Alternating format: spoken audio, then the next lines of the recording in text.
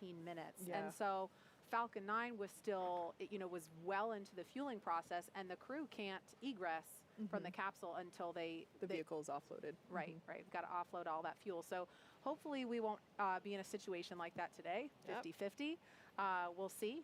But here they are. The astronauts have begun to emerge from their bio break. And I'm not sure which pair this is. I think that might be Victor and Soichi. You have better eyes than I do, Kate. I think that might be Shannon. Yeah, I think that's Shannon I'm on sorry, the right. Shannon, yeah. Okay, Victor and Shannon. So they are getting inside the elevator. Oh. This is the same elevator Nicole's on. Yes, it is. So I mentioned before that we have something called the advanced team. And when I learned about this... Okay, that's Mike and Shannon. When I learned about the advanced team, they are responsible for, like I said before, making sure the hatch is open, the cabin has communications and lights. They're also responsible for making sure that someone has the elevator keys. Yeah. Yeah, you can't just get in there. Yeah. The devil's in the details. For sure. Now, when the astronauts ascend here, just as in the olden days, the levels of the tower are not marked 1, 2, 3, 4, and so on. They are marked by foot height. So they press the 255-foot button and ride to the top. Okay, and here's our first look at that level where they come out of the elevator. Now, they're going to make their way around because they have a handful of stairs to climb to get up to the level where the crew access arm is. That's that long suspended walkway. So here they go up the steps. Got to work for it. Yeah, right. Well, they've made it this far. What's a couple more steps? Oh, look how beautiful. It's been a long time since I've had the privilege of being up there and seeing that view up in person, but it is just, words don't do it justice. Yeah. Okay, so here's a view. You can see the NASA worm, and on the far end, that is where the phone is. Nicole, can you talk about the significance of the phone there? Yeah, and I think they've maintained the same original phone, like the big handset, and it was one last opportunity to, call your family before loading up into the vehicle. Mm-hmm. And I don't know, I love that NASA and now NASA and SpaceX have maintained these personal touches to the humans that are part of human spaceflight. I think it's really, really important that we do those kinds of things. Mm-hmm. And the one other thing that you'll notice are the white arrows pointing towards us on the camera, and that's not just for design. That there's a very those are very it does look cool, but that they're very intentional. Okay, and so this will be Victor and Soichi now approaching the pad. So Mike and Shannon got a head start. Victor and Soichi are making their way to the elevator now. I wonder if they're going to stop and they gotta strain, or maybe they've already done that to get a look up. Here they go. It's kind of like the pre-flight, right? The walk around your vehicle before you get in and fly. Yeah, I feel like this one carries a little more weight. Yeah, yeah. Incredible. I really want to come up with a name for the move that they have to do when they turn and bend and look back. Yeah, it's the don't fall backwards move. Yeah. Yeah.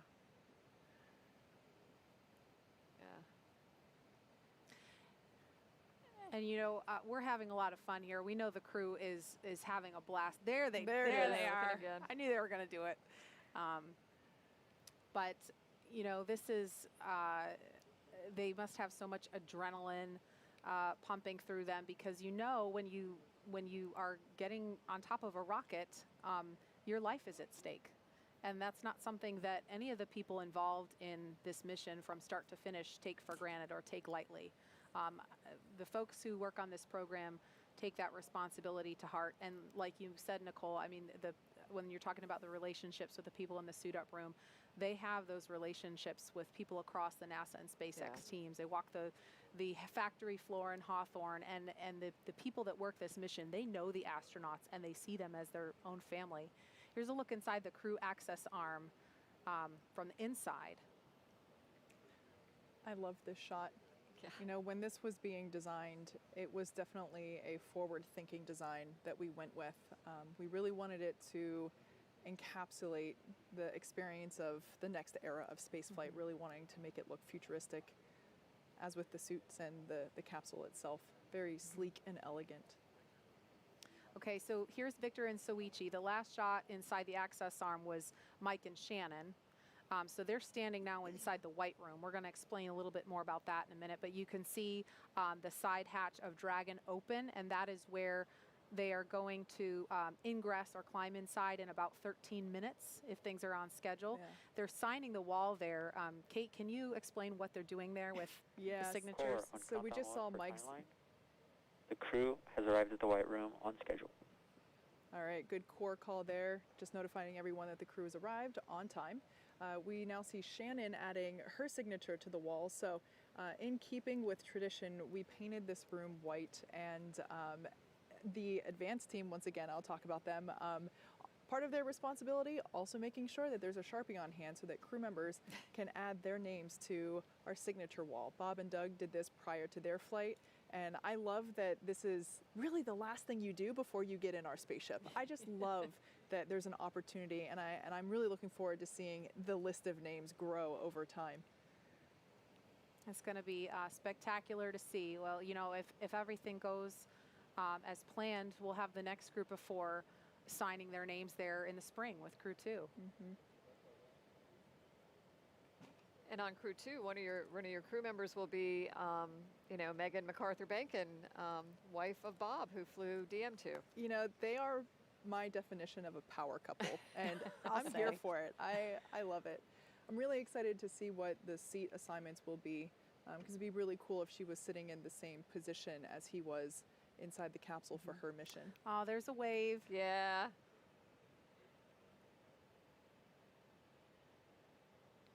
This is so exciting for Soichi, and I know he has some extended family who couldn't be here in Florida for the launch, but hopefully they're getting the opportunity to watch from Japan. And I'm trying to think of what time it is there now. It's early Monday morning, so if they set their alarm clocks early enough, they'll have a chance to. Oh, I'm sure they are.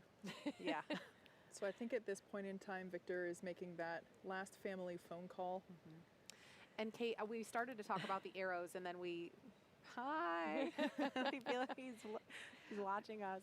Well, you know, that's so awesome that he's doing that, because I think we had talked about this once before, where in the White Room before, because with shuttle we didn't have that like last meet and greet kind of thing at the O&C before getting in the vehicles. We knew the cameras were there, we knew our families were watching, and we would do like little secret hand signals to our spouses and kids, and they'd know it was coming. You couldn't say anything, but you could do the little love you thing. Sign language, Yeah. yeah. But the arrows, I know you can't see them on the screen right now, but we've mentioned them a couple times. Those are for emergency egress. If for any reason the crew had to get out of the capsule, get out of the White Room, and get away from the pad in a hurry, that is the arrows that show them go this way, essentially. And you need something like that because, you know, depending on the situation, you might actually have some smoke or the water deluge system going. And so you tip your head down, you look at the floor, you grab each other and go. Yeah, and if we were to do a quick exit from the tower, we utilize basically baskets that are on zip lines, and they slide down the wire to safety. And you can see on your screen the crew beginning the ingress process already. So our timeline has this happening at T-minus 2 hours and 35 minutes. So it looks like they may just be starting that a little bit early. There are, of course, 4 astronauts who have to ingress. So this doesn't happen in an instant. It's a process, but obviously that process has begun. So we see some of the suit technicians there assisting them to get into their seat, making sure that the boots are able to lock into position on the footrest appropriately, making sure once again that all the zippers are in the right place, and making sure that we're able to do all the checkouts necessary, both in terms of environmental controls, but also communication audio as well. And I wasn't sure, do we have Mike and Shannon already inside? Okay, Yeah, so they're Mike and both in Shannon there. are already inside, and Victor and Soichi have not made their way into the White Room yet. They're finishing up their phone calls.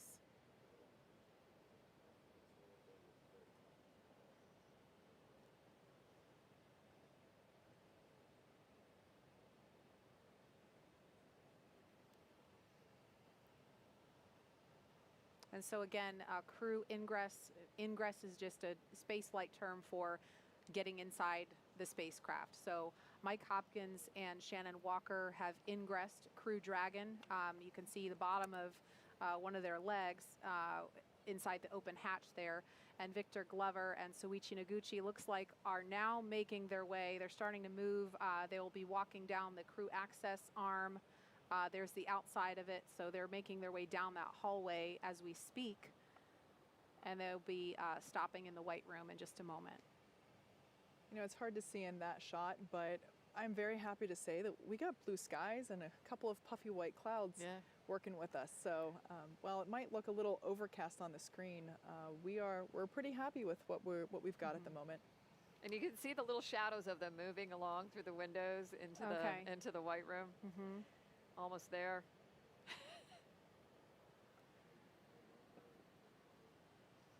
Okay, there they are. So this is, again, a look inside the White Room. It's not a very big space. It's pretty tight, but that's by design.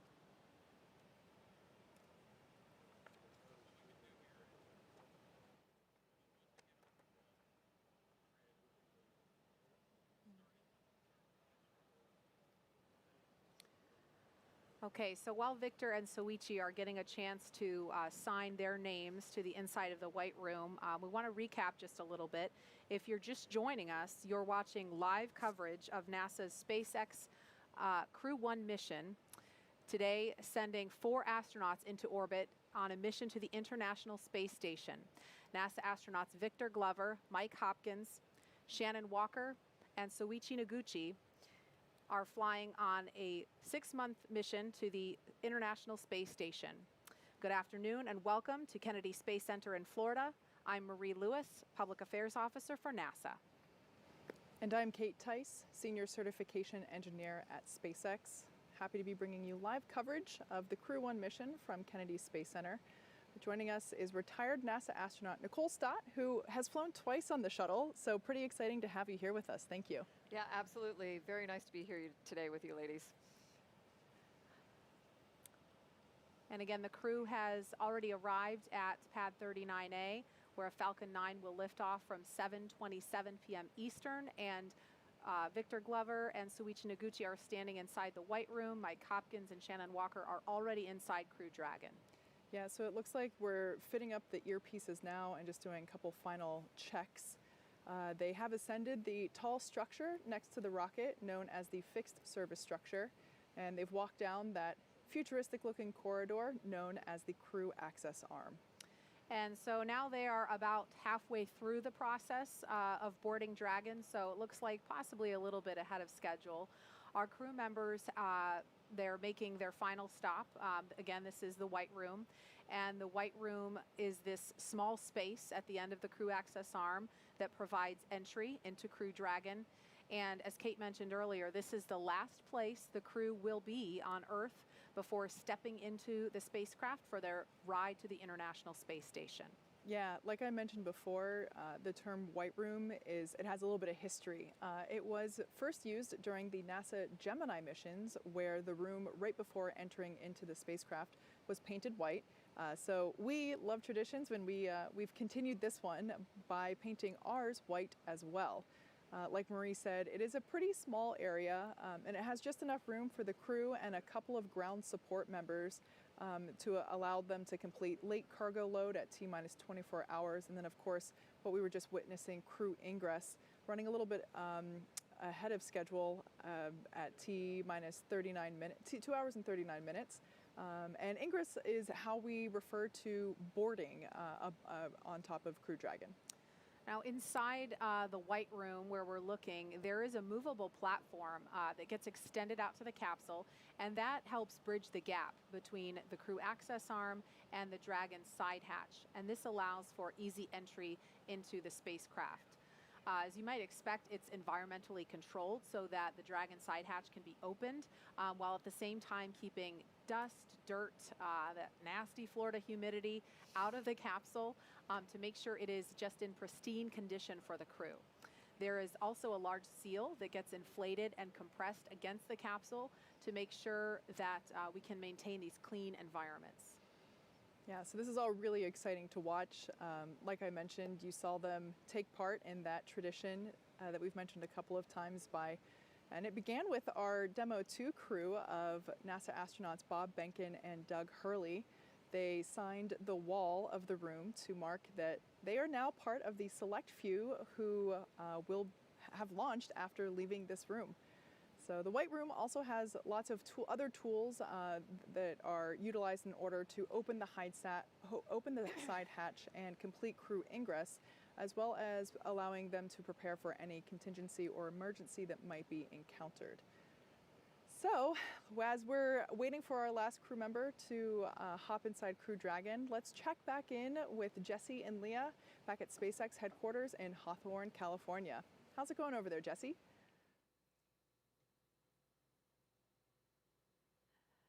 Everything is going good. We are so excited watching Ingress right now. Yeah, so as Jesse just mentioned, this is ingress. That means the astronauts are entering the Dragon capsule. That's a spaceflight term, and you'll hear a lot of these space terms in the coming hours and days.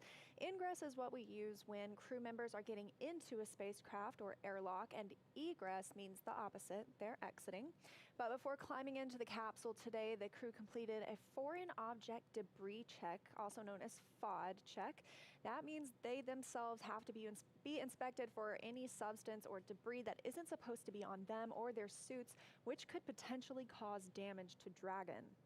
To help protect against debris, the crew has covers on their boots as well as their umbilical port on their suits that need to be removed before they ingress. So they've been doing that.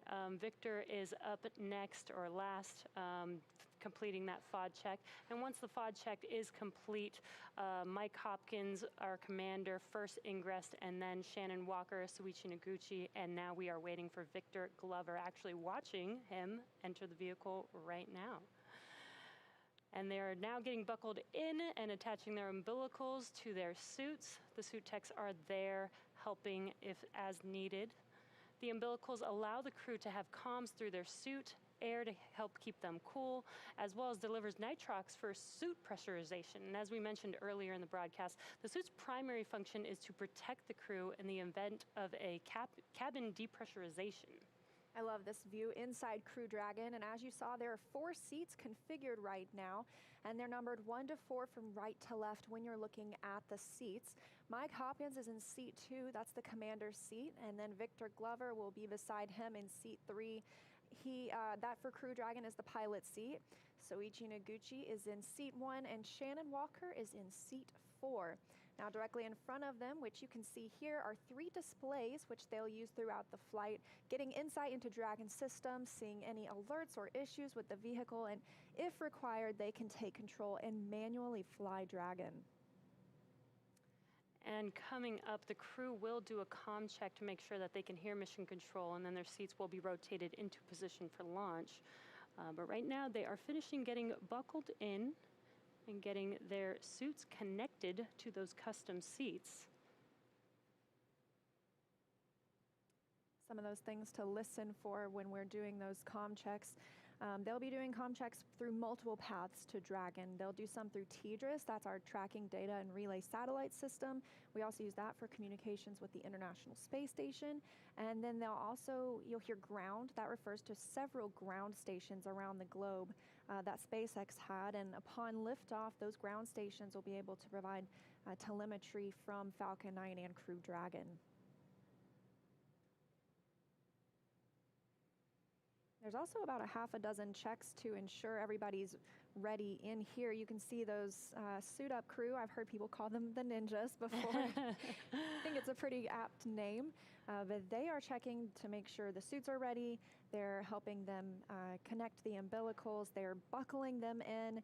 They're also assisting with those leak and comm checks. So they each have a very individual and specific role. And we just stepped through this a couple of days ago for the dry dress. Every single detail, we stepped through it, from buckling up to connecting the umbilicals, even the comm checks. So it's kind of like run 2, Right. but really day 1. Little deja vu, but it's all very, very organized. Doing the practice runs helps make sure. This helps make sure that everything goes smoothly on the day of launch, like today. It looks like almost everybody's all buckled in, just finishing up with Victor.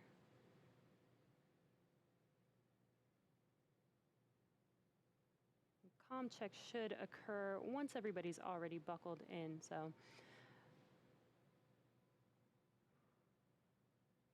A lot of excitement. Really cool to see 4 crew members. Just saw a wave from Shannon there in that far left seat.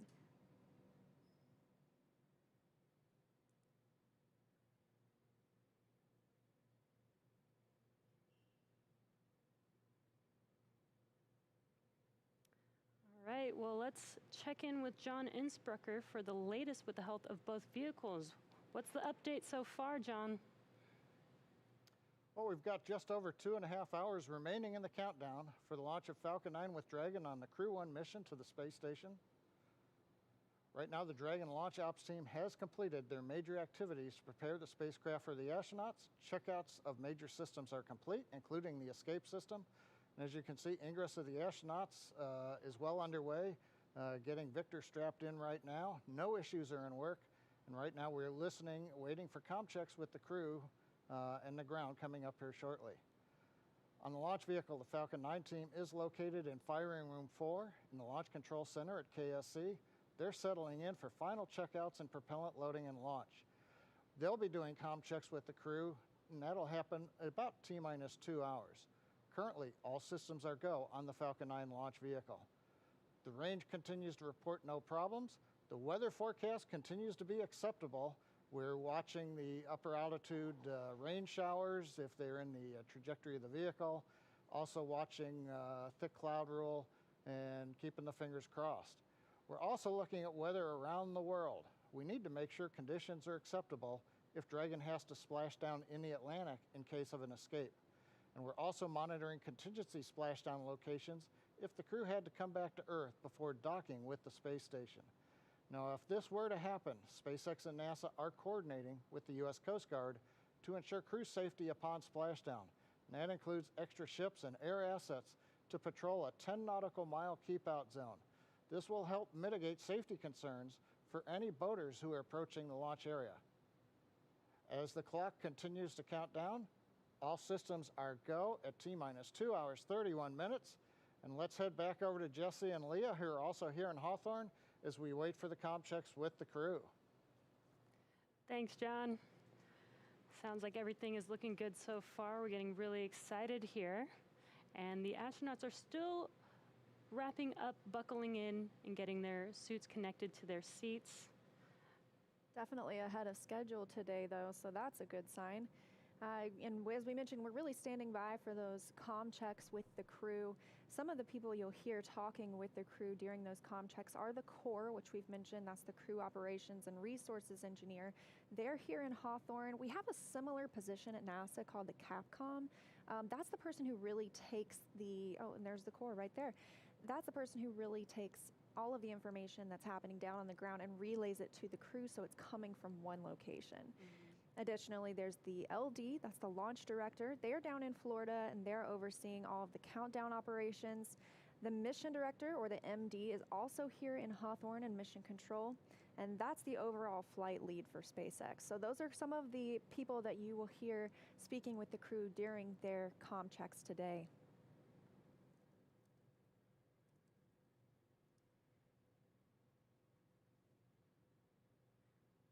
Once they're all finished getting buckled in, those seats will also rotate into launch position. Right now, it does look like they're a little further away from those display panels, but once they rotate backwards, those display panels will be right in front of them and easy to access. Just under 2.5 hours now, too, before we launched today. As John and I mentioned, weather's still looking good. Just a little bit about the vehicle they're on itself. Crew Dragon and its trunk are about 27 feet tall. That's from the tip of the nose cone to the base of the trunk. Under that nose cone, we have bulkhead thrusters. Those will be used for some of the burns after the crew are already on orbit. And once they launch today, as we mentioned, it's going to take about 27 and a half hours until they arrive at their destination on the space station. That allows them to get a little bit of a sleep period, because at some point, obviously, you get a little too tired. We want to make sure our astronauts are cognizant and fully focused on the mission. And so after a really long day today, they're going to get to sleep for about 8 hours tonight before waking up tomorrow, continuing on with the mission, and then docking with the International Space Station.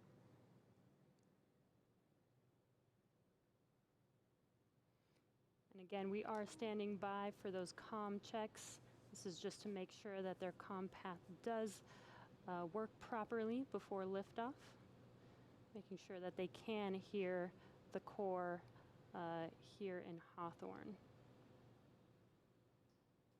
Just a high-level look at some of the other milestones that will be coming up over these next 2.5 hours. The next big milestone will be the hatch closure. We'll be looking for that around T-minus 1 hour and 55 minutes.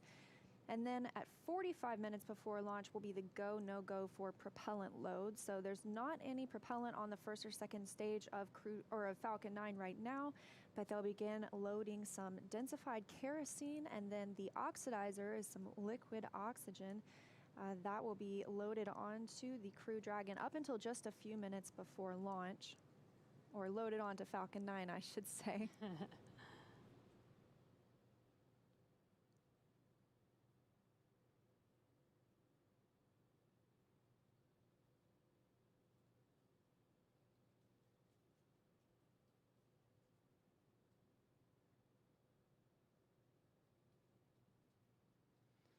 Again, we are still waiting for those comm checks. Looks like the crew is almost done getting all strapped in, their suits connected to their custom seats. Shortly, we will do comm checks as well as have their seats rotated back into launch position. And that launch position also gives them a really good view of those 3 main displays, which aren't used for them to command the mission. It's really for them to monitor where they're at, monitor how the vehicle is doing. They can take control if need be. However, this is an autonomous vehicle, so after launch today, they should just be along for the ride until we get to docking tomorrow. And SpaceX, this is Dragon. We are ready for comm checks, 1.3 of 4.100. Copy. Stand by for umbilical comm check.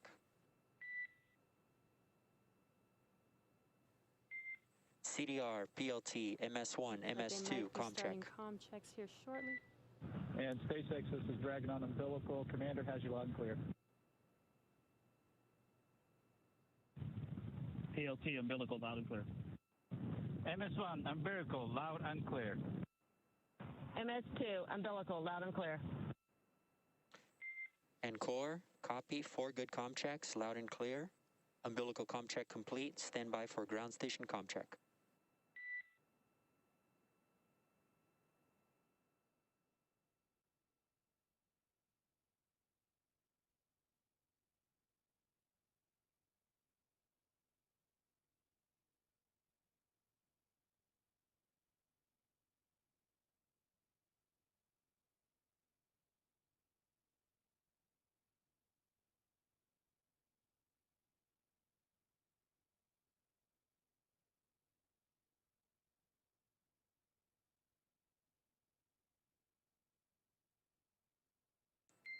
Dragon, SpaceX, comm check over ground stations.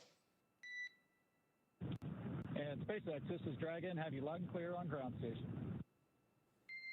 And core, I've got you loud and clear. Ground station comm check complete. Stand by for TGIS comm check.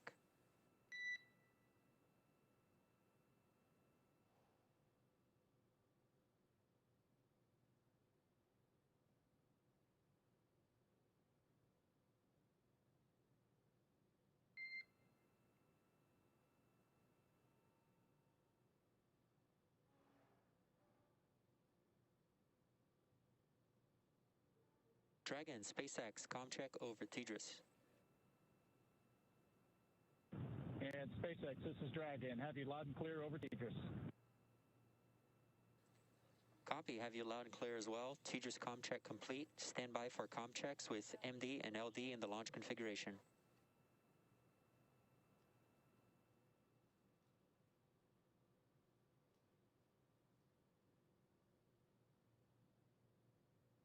Dragon, MD on countdown 1, ComCheck.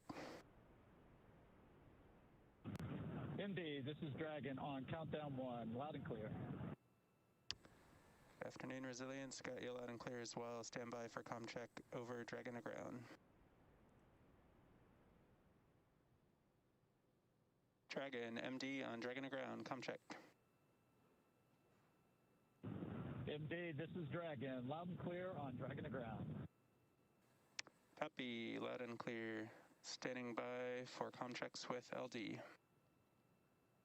Dragon, LD on countdown 1, ComCheck.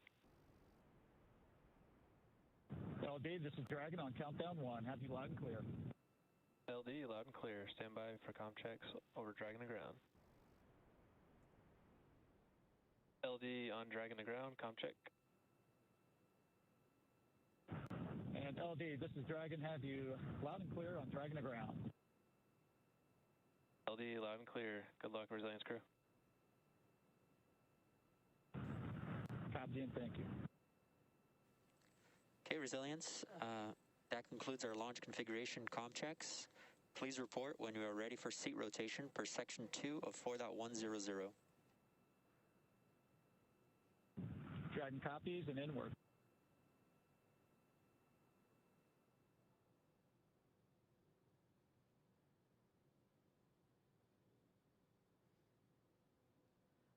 And sounds like we just completed comm checks. Sounds like everything is good to go. So we're going to head back over to KSC with Marie. Thanks, Jesse. We are now getting an up-close look at a full-scale mock-up of Crew Dragon. And Kate, the astronauts are sitting inside a Crew Dragon that's very much like this one. Can you kind of give us a layout of what we're looking at here? Yeah. So this is an exact replica, a 1-to-1 scale of Crew Dragon. So you can kind of see size-wise the amount of room that our four crew members have to move around. While this isn't the exact training module that they use to train in, as I've mentioned before, our crew trains at SpaceX extensively prior to flight. They use a mock-up similar to this one for things very detailed, such as running procedures inside the capsule, but also something as simple as practicing getting in and out, going through the side hatch, especially in a spacesuit. That could be a little clunky. Nicole, you flew on shuttle twice. I'm sure you had training and modules similar. We did, and you know what's really exciting for crew members is once you start doing a lot of training in the mock-ups, you know you're close to flying in space, so you really get excited about that. I don't know, I look at this and it's really neat to me to be just up close and personal with even with a mock-up of the spacecraft. But you know, I look at it and there's things that are certainly familiar, like a window. Thankfully, there's windows. But what is some of the other stuff we're seeing on here? These these silver little ovals, and I know that's the hatch. But what else are we looking at here? So these are the ports for our Draco thruster system.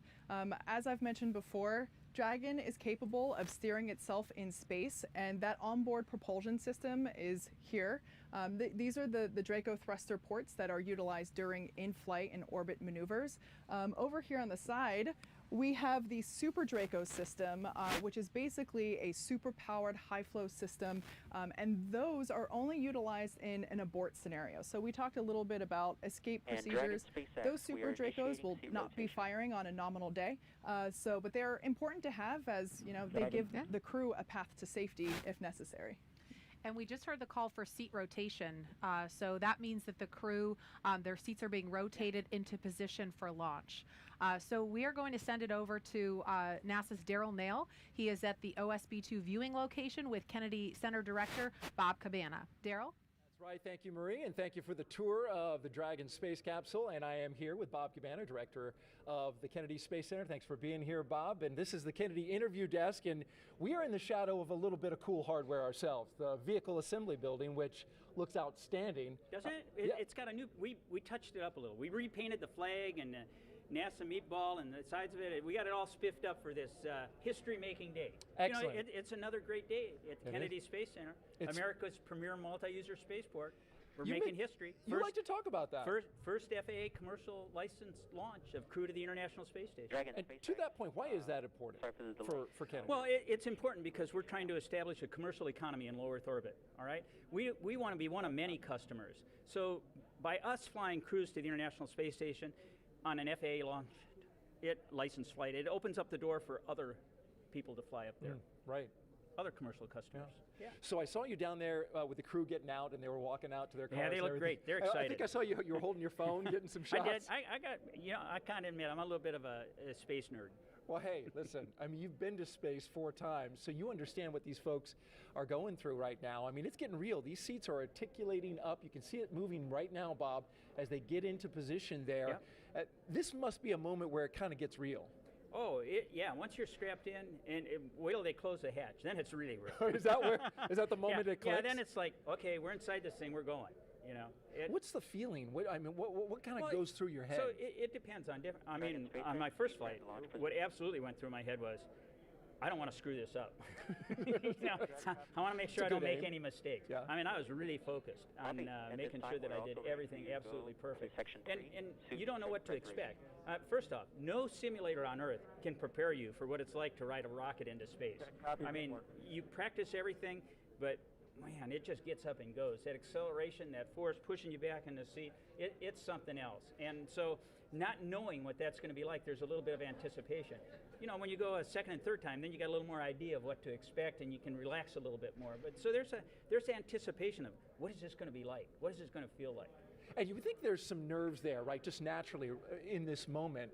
But these 4 astronauts, they also ate extremely well. So I hope that the nerves don't get them too much. They ate well because they were at the astronaut crew quarters. You've been hosting them for the past week. Sure. And tell me about what they got to eat. Like anything they wanted. That's great. On the menu, whatever you want. I heard like New York strip steak, basmati rice. Yeah, whatever. There was some dressing thrown in. Yeah. No, life in crew quarters is good. Yeah. With there's one crew. We used to have a motto in crew quarters: eat till you're sleepy and sleep till it's time you're hungry. That's a good way to leave. I'm surprised you can get them out there to get on the rocket with that kind of living. So that's why you don't want to spend too much time in crew quarters. Yeah. No, but we do a great job protecting our astronauts from keeping them healthy. But it's not about it's just amazing what we do. You know, I would trade places with any one of them in a heartbeat. I'm really proud of these guys, and I'm proud of what we've accomplished as a nation to have this commercial crew program. Kathy Leaders and her team have just done an outstanding job getting Bob and Doug Hurley up there and home safely, paving the way for this first flight under contract with SpaceX. Yeah. You know, this is the future, and we want to get Boeing flying too. They're right over here building the CST-100. We got to have them have a successful flight so that we have dissimilar redundancy so that we can get crews to and from the International Space Station. Their test launch right around the corner next year in 2021. Bob Cabana, thanks so much for being here. Appreciate your insight as always. Bob Thanks for having me, Daryl. Flew into space 4 times, folks. So between me and him, we have 4 flights into space. There you go. We'll send it back to you guys. Tahira. Hey, Daryl, thank you so much. So right now, we've got about 300,000 people tuning in across all of our social channels. That's about 100,000 more from when we last checked in. And ladies, I am seeing some great comments coming in online, and I've got a few I want to show you. So this first one is, she says, I've always heard NASA astronauts talk about steak and eggs for breakfast, but this is the first time I've heard of curry rice. Love this, and just a huge thank you to astronaut Soichi for sharing this tradition with us. And let's take a look at another one. So we've got this user saying this is like watching Apollo 11. This will make history, and a private company sending humans to space with a reusable rocket. The future is now. So, and again, Marie, people have been super curious about what the zero gravity indicator is going to be on today's flight. I was wondering if you could maybe give us a hint. Okay, so I know what it's going to be. Nicole knows. I think Kate might know. We're not allowed to say yet, but I can tell you to keep your eye out. It will make an appearance at some point, but it's a surprise. It's special. Even gonna be better. great. Have to tune in. So, And ladies, we're hearing about the larger crew size in the capsule today, and I think that's super fun to think about of those at home. So I think we're going to pose the question to the public to see how big is their dream space crew. And we'll make this a poll, and so I'll share the results with you later on in the show. But Nicole, you're the only one up here that's actually been to space and on a few different crew sizes. Do you have a preferred number? Well, 6 seemed to be the number for me, and I think if I could add my family members on top of that, that would be outstanding. Oh, I agree. And room for pets. Yeah. Oh, yes. So ladies, over the past month, we've also been asking users on social media to show us how they're getting excited for today's launch, and we've received some amazing submissions from around the world. Take a look at these. 3, 2, 1, 0. Ignition.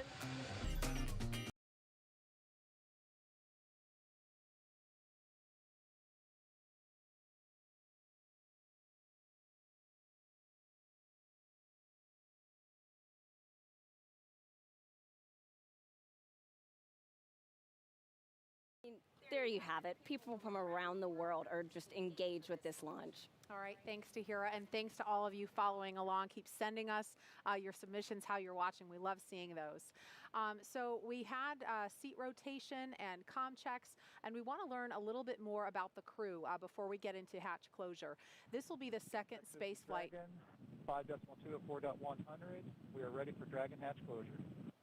Okay, so we just heard the Copy, call. ready for hatch closure, and we'll keep you posted as that progresses. Okay, so we heard the call that they're ready for hatch closure. So we're going to pause for just a moment.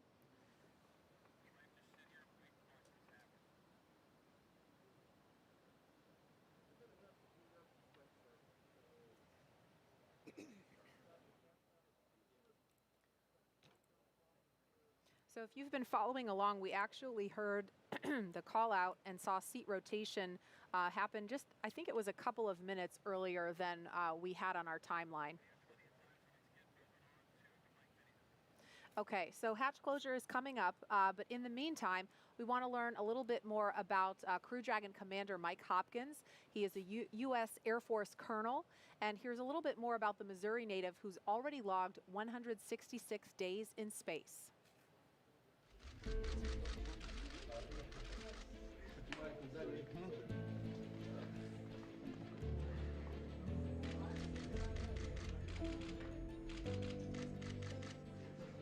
Sitting on the launch pad is definitely a moment that you're always thinking about, right? That's one of the more critical phases of the flight, as you can imagine. You're very focused in, right? It can be a very emotional time. You're kind of pinching yourself because it's hard to believe that you're finally there. Born in Lebanon, Missouri, he is an Air Force colonel and a flight test engineer. He was selected as an astronaut in 2009. He spent 166 days on the International Space Station, introducing NASA astronaut Mike Hopkins.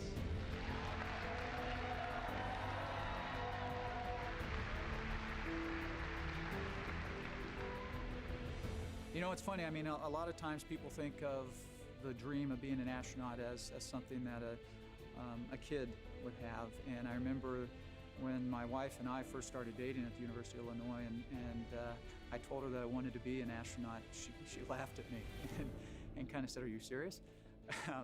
But at the same time, she stuck with me throughout the years, and to have that dream come true is pretty amazing.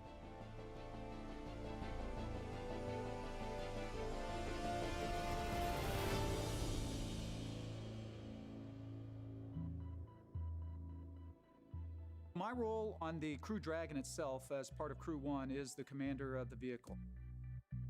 We'll be launching to the International Space Station, and we're going to be doing a long-duration mission, a standard long-duration mission.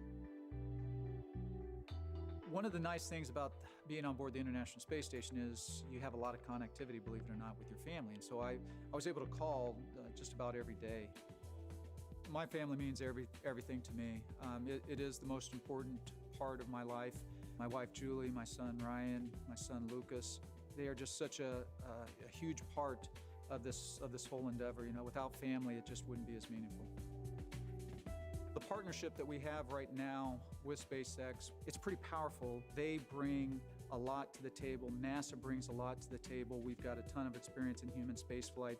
When you're out there on a day-to-day basis and you're interacting with their engineers and you're interacting with their trainers and you're interacting with the people that are actually building the rockets and building the capsule itself, you really get to establish the relationships, the personal relationships. It's not just about the astronauts that are on board, but it's about the entire team at NASA and SpaceX that it's taken to launch this Crew-1 vehicle, and we couldn't do our job without them.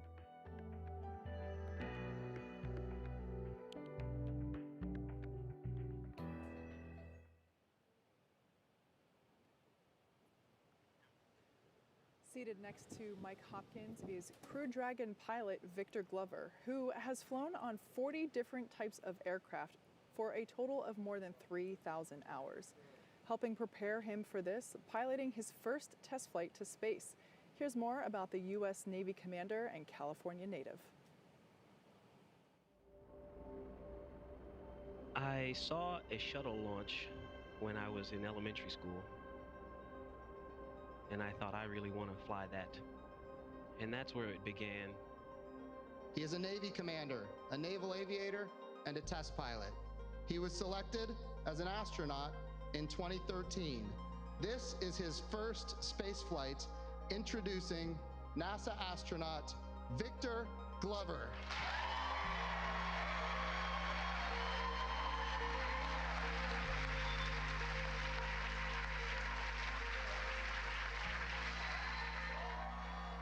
First and foremost, I'm just grateful to God and to my family. To work and live in space is just a humbling and amazing blessing in and of itself. This is a test pilot's dream. Flying has been such an important part of my professional life, and I love to do it. 64,000 feet, that's the highest up I've ever been above the ground. And so to get to a point beyond that, that'll be a little special moment. I'm a rookie astronaut. I'm the pilot and going to be learning the ropes from a very experienced crew. Trying to balance that, enjoying and living in the moment, but also managing the responsibilities to make sure that we get to space safely. I'm looking forward to that juxtaposition of emotion, I think. Tell me about how you ended up here. I think for every astronaut, that's kind of a different story. Ooh, wow, that goes way back. So high school athlete, loved being a part of a small high-performing team, wrestling and football. Was fortunate to wrestle in college while pursuing my engineering education. I actually originally wanted to be a Navy SEAL. That's what started my journey in the Navy, and I wound up deciding to go into aviation and learn to fly. The love of flying and being a part of a small, very specialized, high-performing team that gets to do things in really interesting and challenging environments. The astronaut corps is the epitome of that.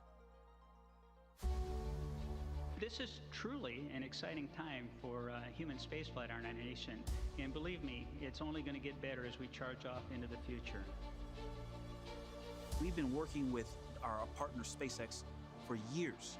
It's just been amazing to learn about the vehicle and to just spend time getting to know their flight control team and their trainers. It's creating sort of a new culture that is some kind of a balance between the two. The fact that it takes thousands of people all over the world to get us ready, it's humbling and overwhelming, and I want to do my best because I represent them. So thank you for your support and for your love, and know that you're flying with us on Crew-1.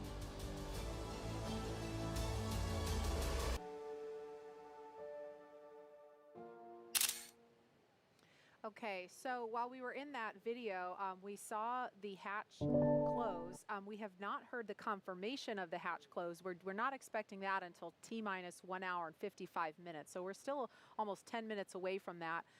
But even though the hatch appears to be closed, there's a process to completing this and making sure that it's sealed and there's no leaking. So Kate, can you kind of explain what the crew is doing now during this hatch closure process? Yeah, for sure. So like Marie said, it's not quite as simple as closing your car door. Of course, they're having to make sure that everything is in place. There will actually be a seal that is inflated to ensure that all of basically that it is watertight. If it's watertight, it'll it'll get to space. So we see the crew, the closeout techs, the suit techs, all there in their numbered uniforms going through the steps. You can see the tablets in their hands.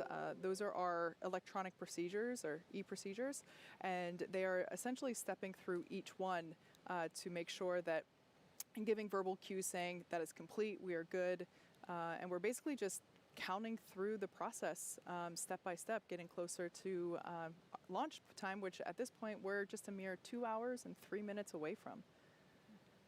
Nicole, what was it like when you were sitting inside the space shuttle when that moment when, you know, that last door to the outside closed? You know, I think it's like all the steps we've been talking along the way. It's another one of those, wow, this could be real today steps. And that is certainly one that makes you think it's going to happen. You're at that point, you know the closeout crew is getting ready to depart the pad shortly, and you know that you're going to be out there on your own with your crew waiting to go.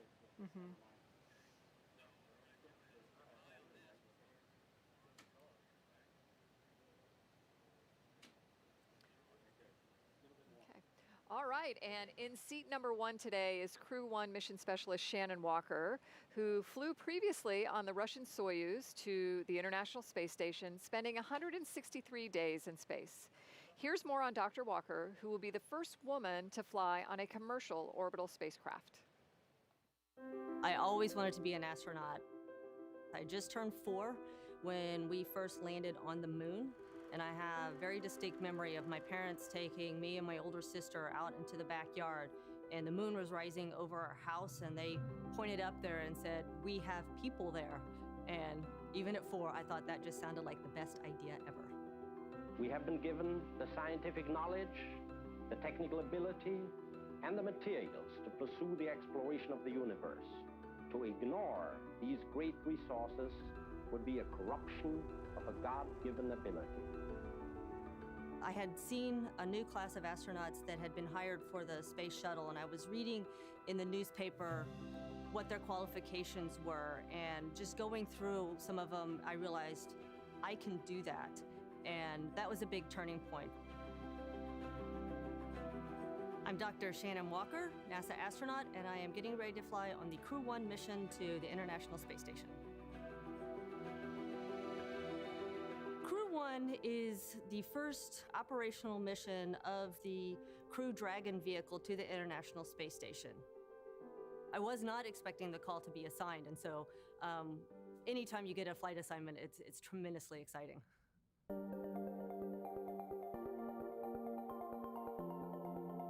I spent 6 months on the station previously in 2010, and I am so looking forward to getting back there and having another 6 months on the space station. There are so many things that you could do on station. What I like about it is every day really is different. You get up and you may be doing a biological experiment one day, you may be doing maintenance on equipment the next day, and then the day following that you'll be doing some sort of experiment in chemistry. What I have found being part of the International Space Station program, and not just Russia, but our colleagues in Japan and Europe and Canada, is that underneath it all, we all have the same goals and we all have the same passions. The Dragon spacecraft represents to me is just a continuing evolution of better computing power that's evolved over the years, and different ways that the crew can interact with the spacecraft. SpaceX is a very interesting company. There are so many young people. I always imagine it to be like it was in the early Apollo days at NASA, with so many young engineers so passionate about what they are doing. The important thing is we both have learned from each other, and now we've got a very strong bond on what we want to accomplish and how we need to accomplish it together. I do believe that human spaceflight is an imperative for our planet, and to be a part of that, to keep the progress growing, I find very inspiring.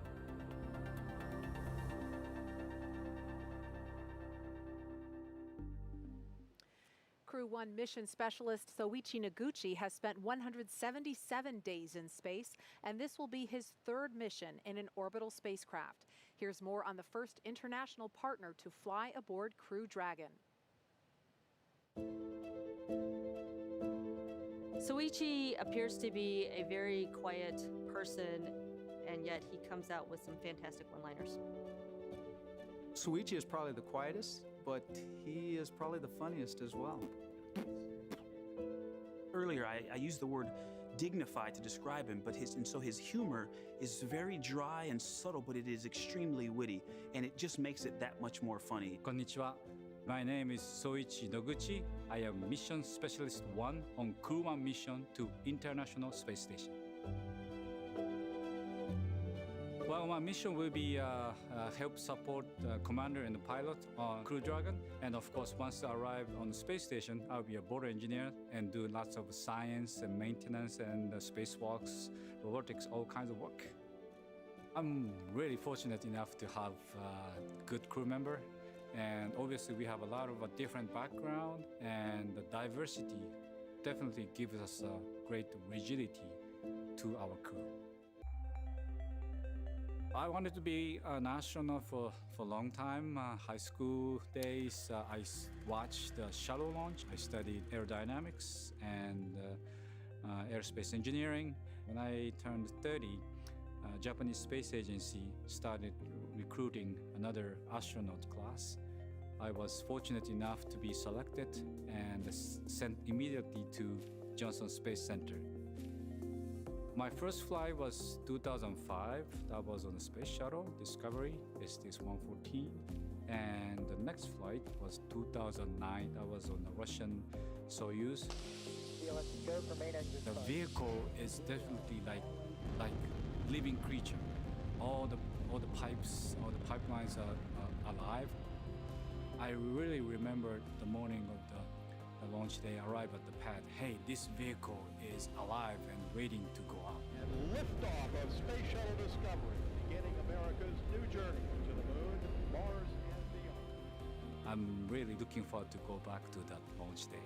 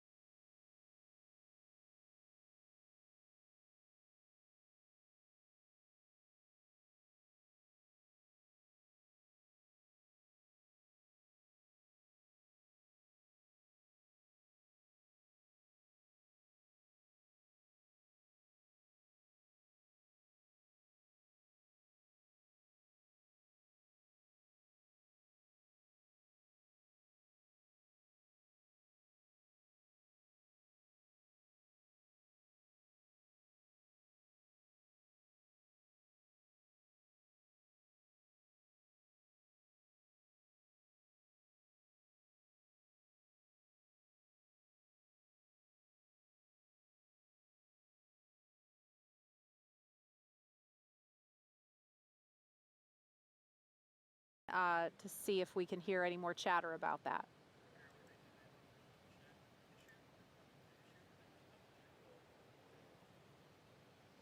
Okay, so it sounds like they want to double check a leak check. So we may see that hatch reopen momentarily.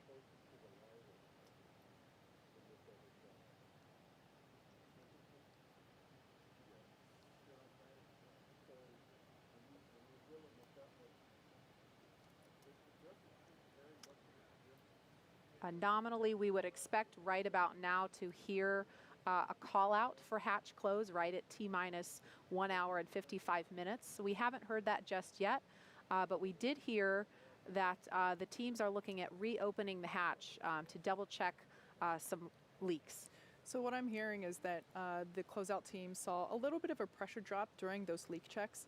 So like I mentioned before, it's not like closing a door, right? Or it's not closing the door to your car.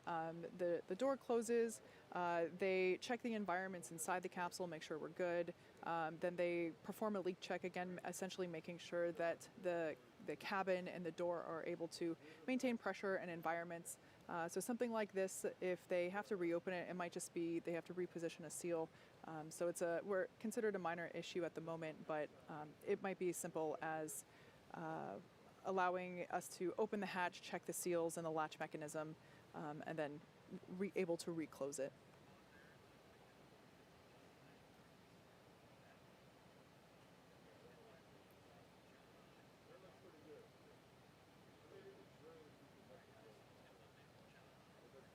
Okay, we're going to go over to John Insprucker in Hawthorne. He's been listening to some more details. John, can you give us an update on what's going on now? Yeah, Marie, I've been listening into the Dragon nets in addition to Falcon 9. Right now you can see on the screen the crew inside Dragon. Everything is safe at the launch pad. We have not gotten into propellant load.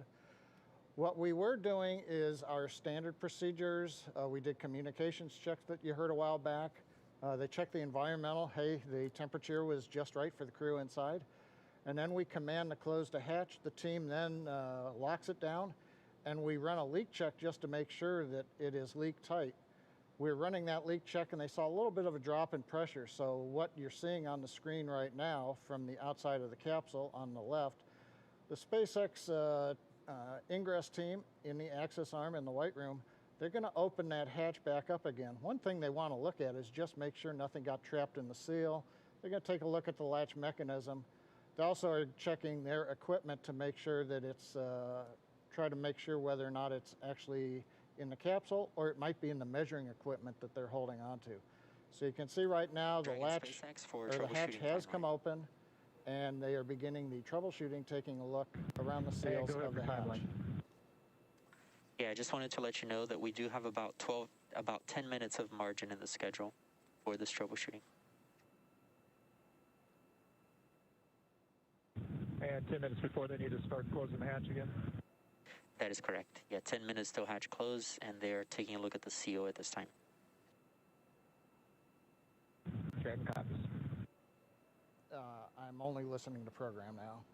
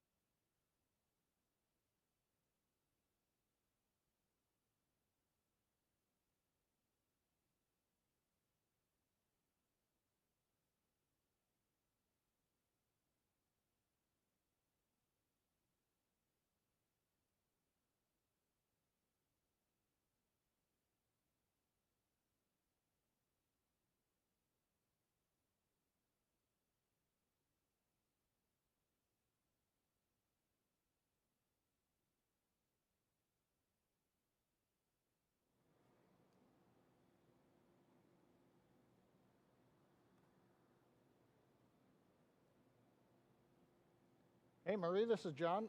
Did you ask me a question? I didn't pick it up.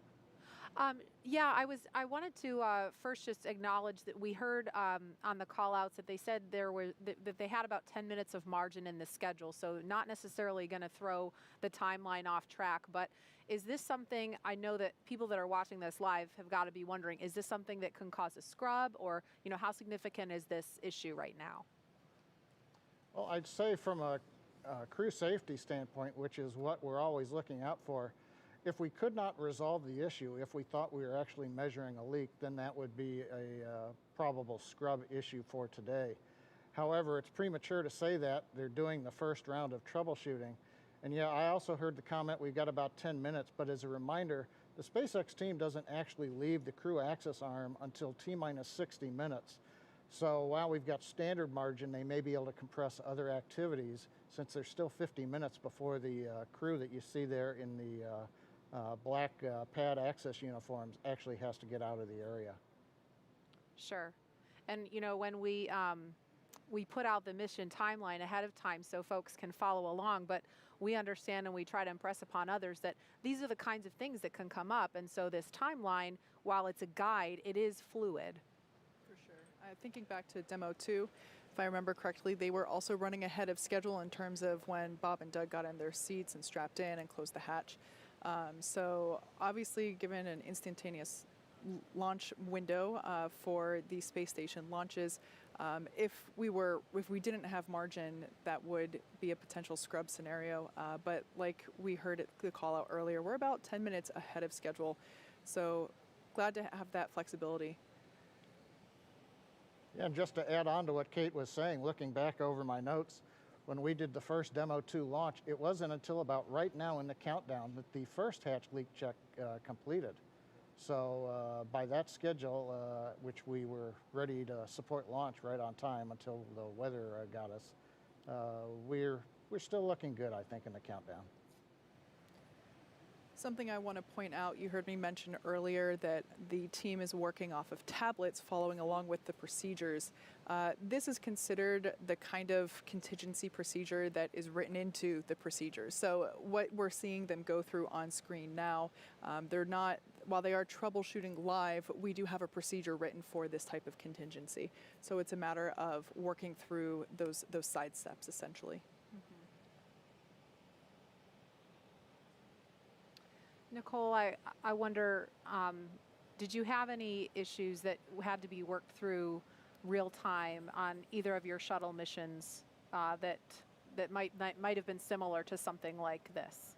Yeah, I think in both cases, actually, and it's really amazing how the team just comes together and works those procedures like Kate mentioned, where, you know, we've tried our best to think about what could go wrong in these different scenarios, and then put those procedures in place to work it. And as a crew inside, unless there's something that we can actively participate in, we're just following along to make sure that, you know, everything is picking back up onto the timeline, and then waiting in case there is some switch to throw or, you know, communication to have to help with the procedure.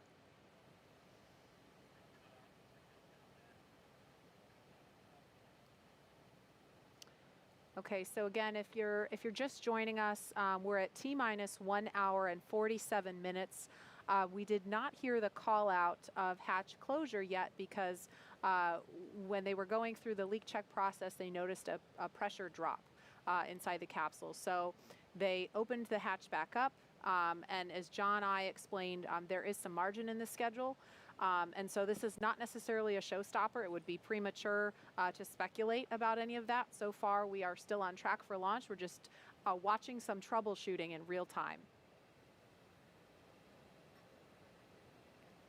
On the right-hand side of the screen, we can see the crew sitting pretty comfortably there in their seats. Something I didn't get to mention earlier is that the seats themselves are custom sized for each astronaut. So not only is the length of the bucket, so basically the length from the tailbone to your shoulders, that is specific for each astronaut, but so is the footrest as well as the armrest. So expecting to fly people of many different heights and wanting to make sure that their positioning is not only operational but comfortable as well. And it seems like everyone's pretty comfy in there. And we can't overstate how important the job is of this pad closeout team who is doing these leak checks and making sure that that hatch is secure and behaving the way it should be before they leave the pad, because these 4 astronauts are inside a capsule that is going to be fueled in a little over an hour and head off to space. And so it's the job of these people that you see on the left of your screen, in addition to hundreds and thousands more around the country that have been working so hard for months and years to keep this crew safe. Again, this is the first operational or rotation mission of 4 people on Crew Dragon, the first of hopefully many more to come. And so the team has to keep the crew safe. So I'm now hearing that that closeout team that we saw there were able to check the seals and clean them a little bit. They found a little piece of FOD there in the seal, so that's probably what was causing the hatch to not maintain pressure. So they are about to, I can't quite tell on the screen, but they will be starting to close that. And what is FOD for people who don't know the acronym? Foreign object debris. Okay. So what's an example of what that could be? You know, it's hard to tell because it depends on the environment, but something as small as a piece of lint to, you know, something like our cell phone or an earring. So that's part of the reason why earlier in the webcast I mentioned that the the suit technician team are checking to make sure nobody's wearing unapproved earrings or jewelry. Those are all considered FOD or foreign object debris. But it looks like we're going to be closing that hatch again if it's not already, and reperforming that leak check Like I mentioned before, we do have contingencies built into our procedures. We are running ahead of schedule, so nothing to speculate causing an abort at this time. But that being said, we will be repressurizing that hatch. And I should say that it's not like we bring it to pressure and check it. It's good. You want to bring it to pressure, allow it to sit there for a couple of minutes and watch whatever the decay is, if any. Dragon SpaceX for status. And go ahead for Dragon. Yeah, the team did find a possible root cause. They are checking cabin environments, and we're getting ready to close the hatch again. Okay, Dragon copies, and we see pad hatch closed, prep. Copy it.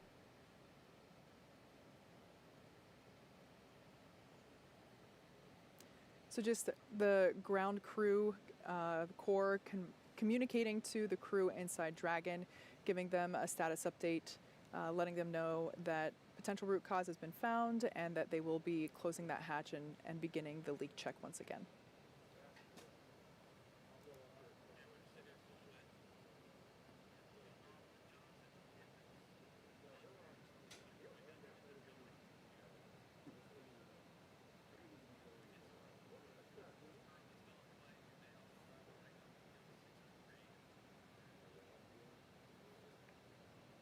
So we heard that they may have identified the root cause, but we haven't heard what that root cause is or what they suspect it is yet. So if we hear that, we will relay that to you, but that is not information that we have heard just yet.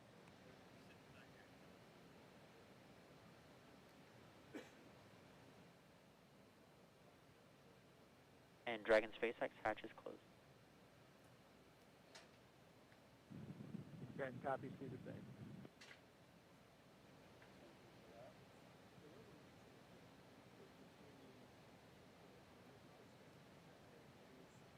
Okay, so we heard hatch is closed, and so we expect a leak check to be forthcoming.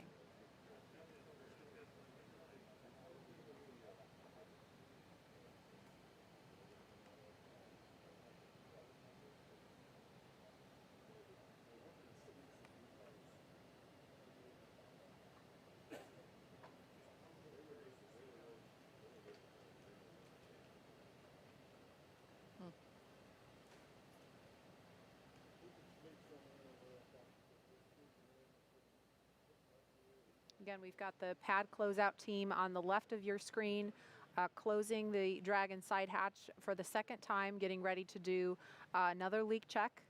And the crew is sitting tight on the right-hand side of the screen. So we see them performing the mechanical sealing of the hatch. After this is complete, we'll begin the leak check.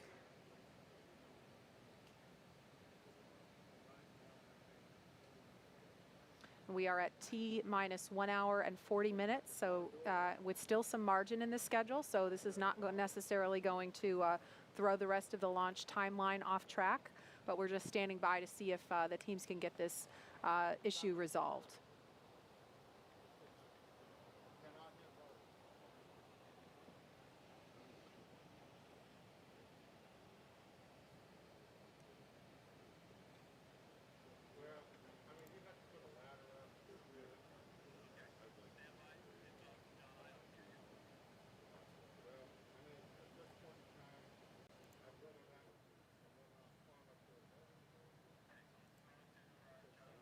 Okay, it sounds like we've got an update from John Innsbrucker in Hawthorne. John, what can you tell us? Well, Marie, right now we're just inside 100 minutes until the Falcon 9 launch. We're waiting right now to hear the results of the hatch leak check. The second one's going on.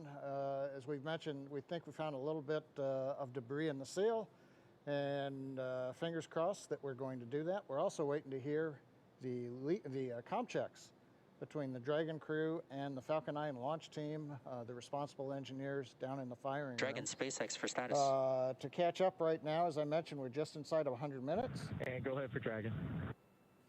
Okay, the leak check hardware is connected, and we're holding pressure now. Still in progress. Dragon copies, and that's good news. Yeah, and I will provide some more words on what they identified during my post-ingress brief. Okay, Dragon copies, and I assume we still have some more time on the leak check. That's affirmed. Yeah, they're still performing it. Dragon.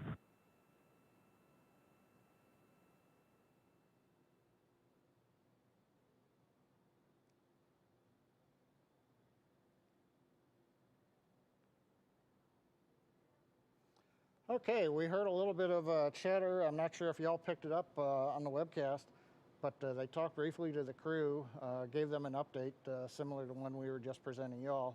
The good news is that they are farther along in the leak check right now than they got the first time. So again, things are going in the right direction the second time around. They're also looking at the timeline for the crew ingress team that you see there on the left monitor, the SpaceX folks. They will be able to leave a little bit later than T-minus 1 hour and still be able to get clear of the area in plenty of time for us to do propellant loading and the launch. Now, right now on the Falcon 9, we're waiting to do the comm checks with the crew. Our launch engineers for the launch vehicle, they are in firing room 4. SpaceX for Falcon 9 comm checks. And here comes the comm checks. Let's listen in. And go ahead for Falcon 9 comm check. Yeah, if you are ready, we are going to kick those off. Dragon's ready.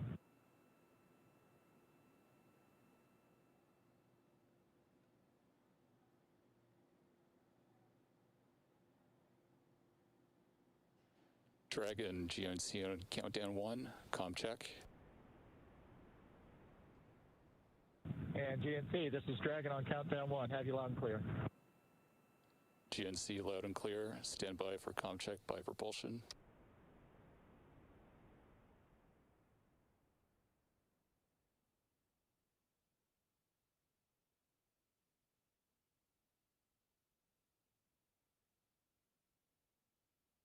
Dragon prop on countdown 1, comm check. And prop Dragon on countdown 1. Have you loud and clear.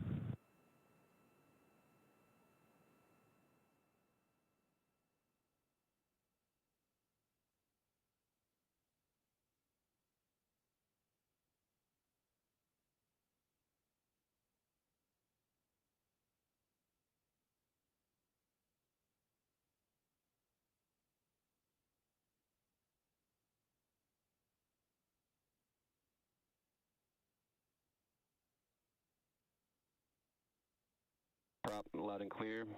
Stand by for comm check with avionics engineer. Dragon, avionics on countdown 1, comm check. Avionics, this is Dragon on countdown 1. I have you loud and clear. Avionics loud and clear. Stand by for comm check by the ground segment engineer. Dragon, ground segment on countdown 1, comm check. Ground segment, this is Dragon on countdown 1. We have you loud and clear. Ground segment loud and clear. Stand by for comm check by launch control. Dragon, launch control on countdown 1, comm check.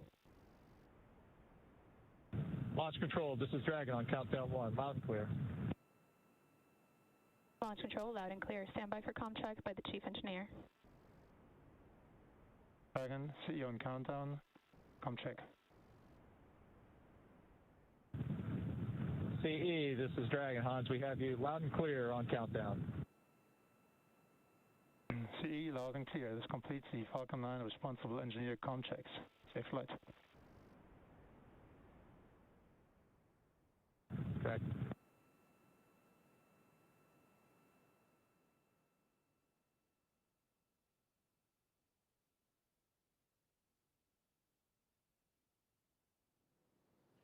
Okay, the good news is we've gotten through the comm checks between the SpaceX team and the Dragon capsule. We're at T-minus 1 hour and 34 minutes. On the Falcon 9, everything continues to look good. SpaceX Big for event Flight really coming closed, up launch escape is checks. propellant loading as we get inside T-minus 35 minutes. And on go the ahead Dragon for side, PADAT's closed checklist.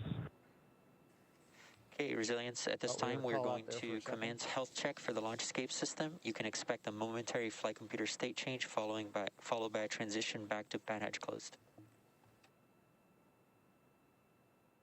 Dragon copies, and we're monitoring.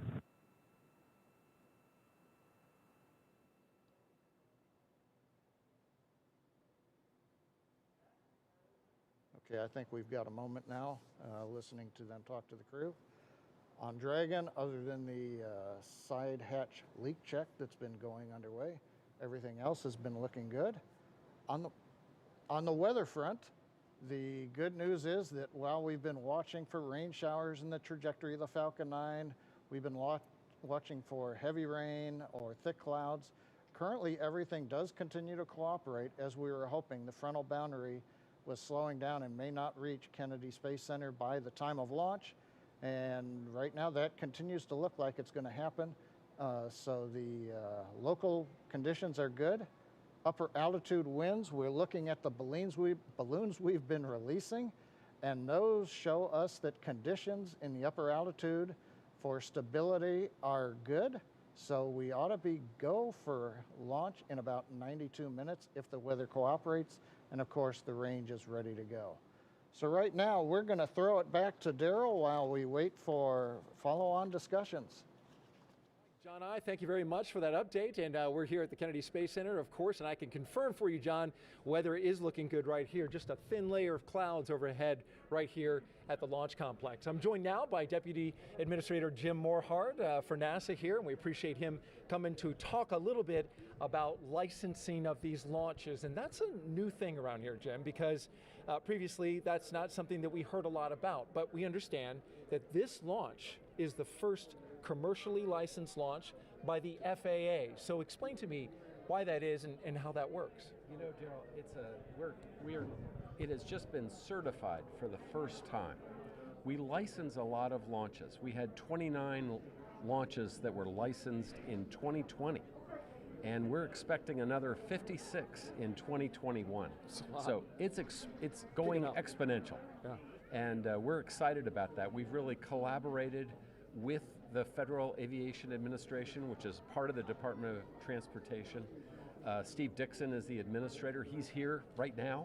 He's been with us through the week, working with us, which is just tremendous. There's a great collaboration between the two agencies. So help the public kind of understand what this means. I think, generally speaking, we all understand that we get aboard a commercial aircraft. That carrier is FAA licensed. So now we're licensing space flight, launches, commercial ones with people on board. So what does that, what does the public take away from that? You think about it, we have the most complex airspace in the world over the United States. And now we're going to expand it even more into space. And so we're really integrating both our aeronautics, our aircraft that we enjoy every day, with space operations.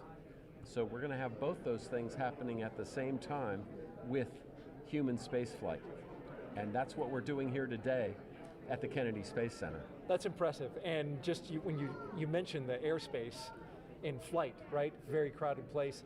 Space just getting started, and as you mentioned, growing. Where do you see this, when you just kind of dream a little bit, where do you see this going one day? Daryl, you think about it.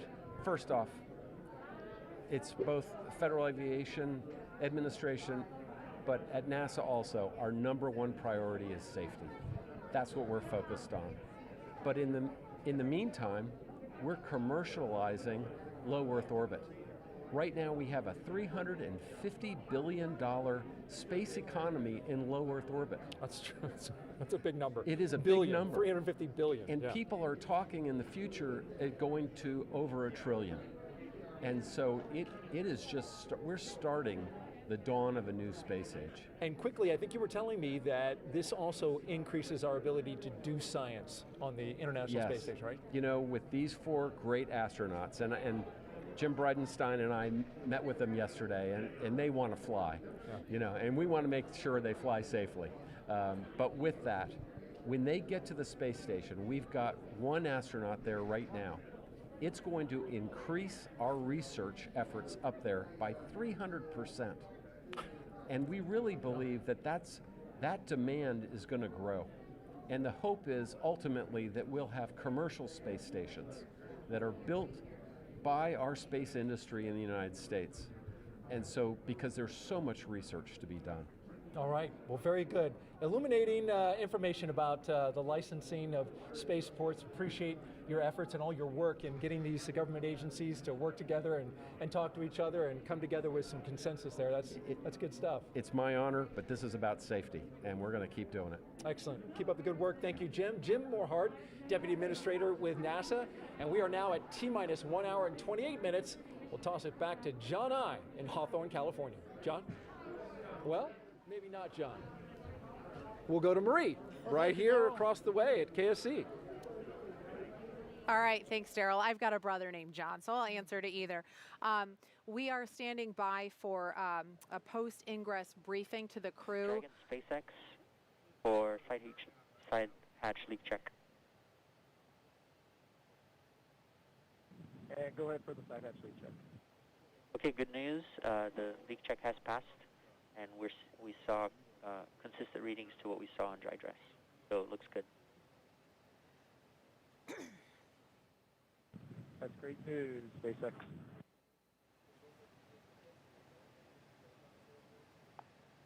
So what you just heard there was the core team briefing the crew, letting them know that the leak check passed, and we're going to be moving along in the timeline here. They're now attaching the final exterior cover there on the side hatch.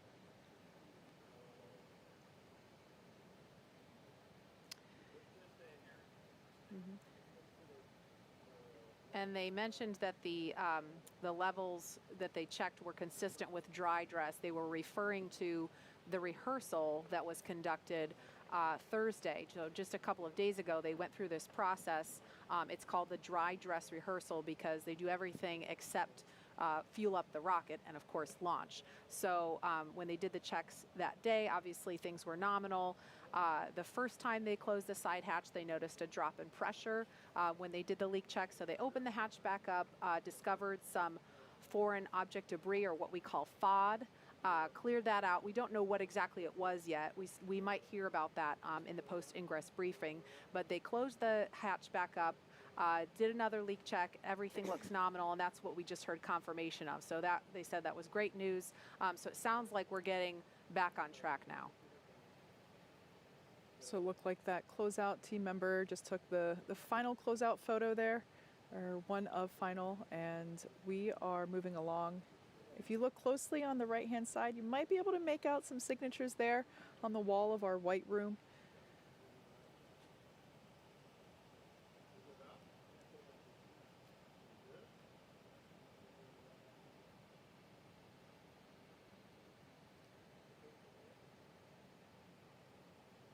And certainly the astronauts sitting inside the Crew Dragon capsule right now appreciate the attention to detail of this pad closeout team.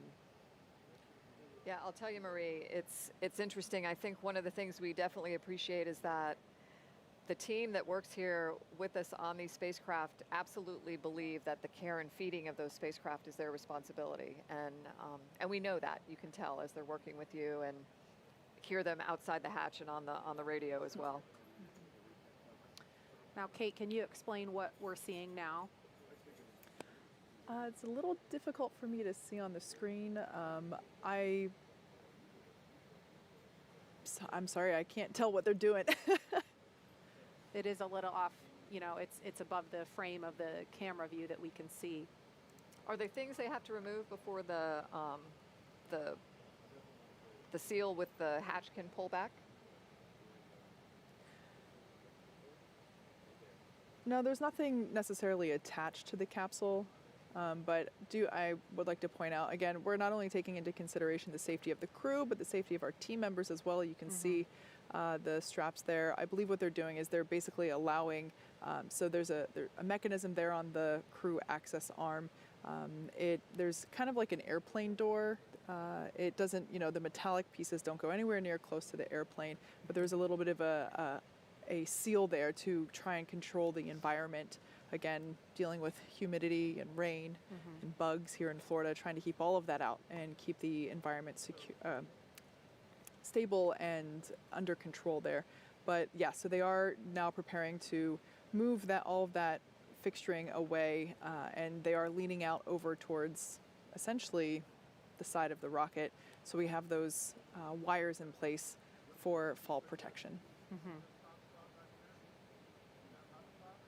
So we should be hearing any time now a post-ingress briefing. That's what we're expecting for the crew inside to kind of get a recap.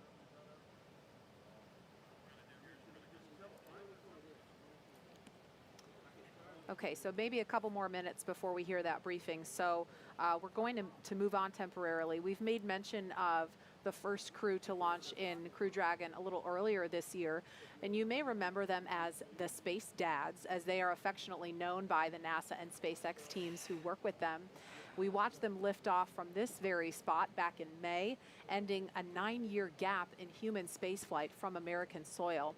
And we want to honor the courage of NASA astronauts Bob Behnken and Doug Hurley with a look at their historic Demo 2 test flight.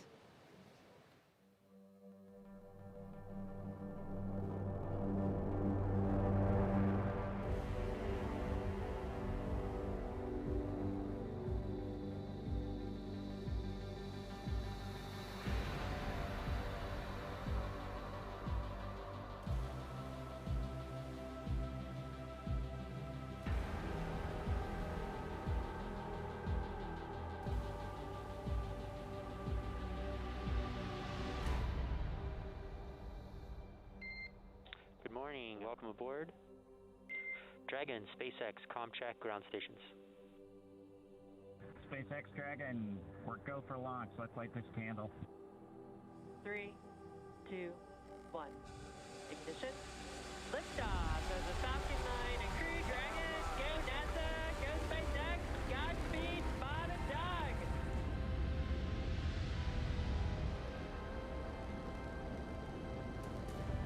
On behalf of the entire launch team, thanks for flying with Falcon 9 today. We hope you enjoyed the ride and wish you a great mission. We would like to welcome you aboard Capsule Endeavour. We do have a friend on board with us, Trimmer, the Apatosaurus. I think I was requested to do a backflip. Good night, Megan and Theo. And Karen and Jack.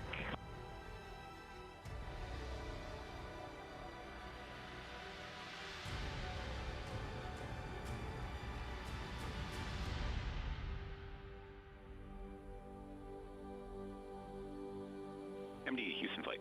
Houston is go for undocking and departure. Dragon is committed to undock. SpaceX Dragon on Dragon to ground. We are ready for the systems brief. Copy. As stated, Dragon's in a healthy state. We are proceeding toward the primary landing site, and your timeline is current.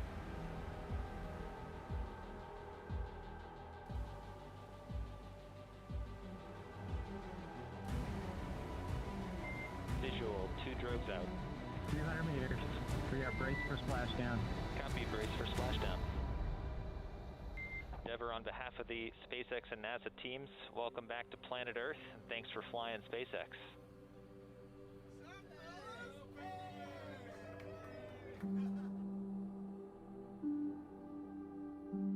It's a humbling experience to be a part of what was accomplished.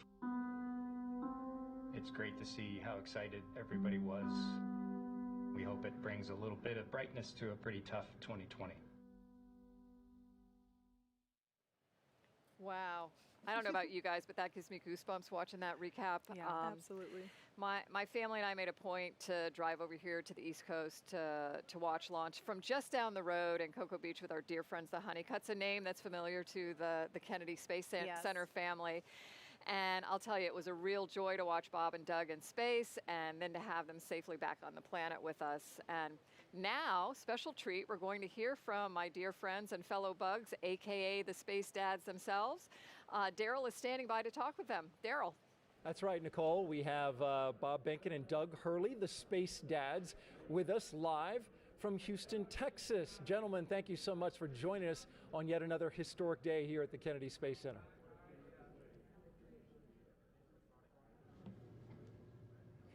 Hey, Daryl, how are you? Howdy, Daryl. Good to see you guys. Good to see you. So you know this moment. You remember it, I'm sure, well, when we came to this moment in time where the capsule, the door was closed. Tell us what you guys were thinking in this moment as we see astronauts, the 4 Crew-1 astronauts getting ready to fly. Well, you're just thinking about the mission ahead, what you need to do to get through the next hour or two, the timeline. I mean, you know, you don't have a lot of time to think about a lot else. You've kind of wrapped everything up before you've walked down and walked out, got to the pad. So we're just going through the checks with the teams, following along and doing the things that we need to do. You just saw that video that was put together about the whole mission that you guys did. Is there anything that, as you watch that, stands out to you as, you know, that was my favorite moment? I think for both of us, our favorite moment was after splashdown, when we were able to get the hatch open and climb out of the vehicle.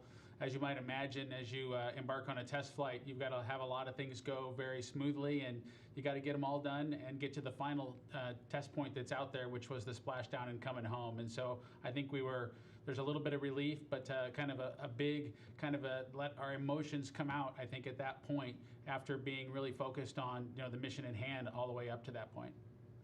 And Doug, what are your thoughts? Well, I agree with Bob. You know, we invested 5 years with the teams.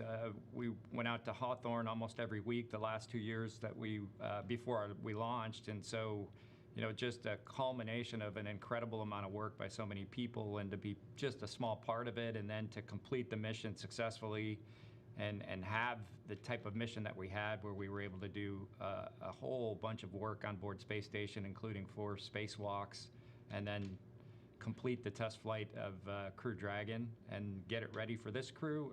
It just, you know, it's indescribable to be a part of that type of an event, and you know, we're just excited to see what's going to happen, hopefully here in just an hour or two. Yeah, just an hour and 16 minutes until launch. And so I want to know about a conversation that you guys had. You had some important conversations with this crew. What did you tell them? What advice did you give them?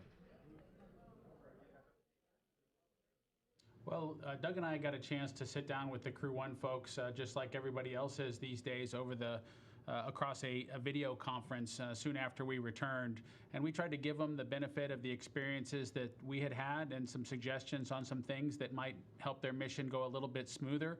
But I think the biggest message that we passed on to them was that there was a good ship here, and it did a great job getting us to Space Station and back, and they should have confidence in the team as they go off and execute their mission. And so there are things that can be improved after our test flight, and they took a lot of those minor things to heart. But overall, we just really passed on just a lot of confidence in the vehicle, and that, you know, that goes a long way for a team that's got a lot of things to do as they lead up to the mission that they're about to launch on today, and not a lot of time if you look at how quickly the vehicle got assessed and changes were made in preparation for this mission. It was just a short couple months ago, I think, at this point, since we came home, and we just really wanted to pass our confidence on to them as they got ready for their mission.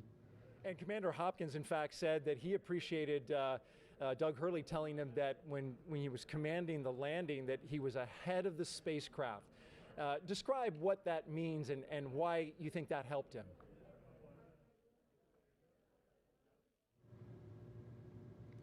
Well, you know, it was a little bit drawn on my experience as a shuttle pilot. You know, my first flight, I just felt like I had to work really hard to keep up with the shuttle as we were re-entering. And, you know, it's a little bit of how you operate on orbit, and then the quickness of the events that you deal with on re-entry. Everything happens pretty fast. So just mentally knowing that was coming, I tried to enforce that with Hopper, and just say, hey, look, it's, you know, you're going to be in orbit for a while, your brain slows down in a sense, but then when re-entry occurs, those events really happen fast. From the time that you separate from the trunk all the way to splashdown happens, it seems like in an instant. So we talked a lot about that, and I just wanted him to be calibrated and be ahead of Dragon as best he could, and then communicate that obviously to his crew. He's got a great crew, and they'll be ready for it when they come back in next spring. And in fact, he said that as a result of that statement, that he studied hard because he knew he had to be ahead of it in order for when these events happen to be ready for them as they come. Bob Bink and Doug Hurley, astronauts with NASA, and the crew of Demo 1. We appreciate you guys. Demo 2, sorry. Appreciate you guys being here. Thank you very much, and enjoy the launch. And now we're going to send it back to the desk. All right, thank you, Daryl. It is T-minus 1 hour and 13 minutes, and we understand John I has been listening in, has some more information to pass along on what's been going on, what information the crew has. So, John I, let's hand it over to you in Hawthorne. Thank you, Marie. It's, as she said, T-minus 1 hour, 13 minutes, 24 seconds. The good news is we are on the timeline. While we were interviewing Bob and Doug, we did hear some discussion with the crew over the SpaceX to Dragon CrewNet. They gave them an update on a couple of issues that we've been working. The one of great interest right now has been the hatch close. They summarized that, as you saw on the monitors, we did reopen the hatch. They found a small piece of FOD, and they also worked on the seal around the hatch. They also did add a little bit of lubricant. They closed the hatch and then reran the 5-minute leak check, and they got a good result. So the crew heard that, and they are supportive, and that issue is now resolved and behind us. The other issue that we've been working that they briefed the crew on is just above the first stage where the propellant tanks in the inner stage meet. You can't see on your monitor there, but there are some weep holes, and what we'd seen is some water, I think, from maybe rain that has gotten in there has drained out, and that gave a little bit of discoloration. They wanted to make sure that might not be something else like the RP1 fuel that's on board the rocket. So they've done some review of data. They see no issues with the fuel system, or in this case, it's the grid fin system that's in proximity in that area. They believe it's water. They briefed the crew, and again, that issue is now closed out. So coming up on just inside T-minus 1 hour and 12 minutes, we've closed up our couple issues, and as we also heard just a couple minutes ago, the closeout team has left the crew access arm, so we're looking good on schedule. So Jesse, everything in the very busy last 20 minutes or so has come together and closed out. What else has been going on? That is awesome news, John. Thank you for that very detailed update. We're just 1 hour and 11 minutes from launch, and it just keeps getting more and more exciting, especially with those updates coming in. Since arriving at the spacecraft, the crew were helped by our closeout engineers to get into their seats, attach their suits to special umbilicals that provide breathing air and a communication link to Dragon systems. They conducted leak checks which were successful, and communications checks with the Corps here in Hawthorne, which is the person who will speak to them directly throughout the mission, as well as the launch director in Florida. This is where they are checking their comm path through both ground stations and tracking and data relay satellites that will use to talk to the crew the entire way to the station. And after those suit checks, we were looking for the leak check on the hatch. So we closed the hatch, and as John and I explained, there were some pressure changes, and so they reopened the hatch, removed what appears to be a piece of foreign object debris or FOD, reclosed the hatch, conducted those leak checks, and everything has come out well. So the closeout team is departing the pad, and weather operators are kicking off the final check on wind speeds at the pad, and that'll be used for the final go, no-go poll for launch. Before we get to that final go, no-go, the various teams at both NASA and SpaceX will do an internal go poll, making sure conditions are right with the Falcon 9, the Dragon, the Crew, the range, and the space station before the final go is given. So let's check back in on Houston for a status on the team supporting the space station on their readiness for launch. Shaniqua? Thanks, Leah. The team here in Mission Control Houston remains go for launch. All systems on board the station that required to be healthy for mission are continuing to look good. Before the station team is go for launch, they verify that key systems and testing, and it's it's definitely something to consider in terms of that weather criteria that we do look at. And so now at T-minus 36 minutes and 20 seconds, in just over a minute, we should be hearing that Falcon 9 is ready for propellant loading. That'll be with the RP1, which is rocket grade kerosene, and then also simultaneously the liquid oxygen loading will begin.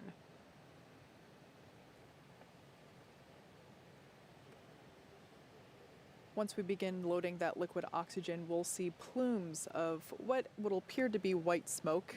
It's actually the liquid oxygen vaporizing, turning from liquid form into gas form around the rocket itself in the rather humid Florida air. And Nicole, I know, we're just about 30 seconds from fueling, but from your perspective, obviously this launch escape capability is not something that the space shuttle had. So from an astronaut's perspective, what's your take on having the ability to abort from the pad or in flight? Yeah, I mean, it's awesome. It's what we need to be doing with our spacecraft, and I think anytime you can better ensure the survival of your crew in any situation during, launch and on the way to space, that's what we need to be doing. Launch auto sequence has started. Propellant load has started.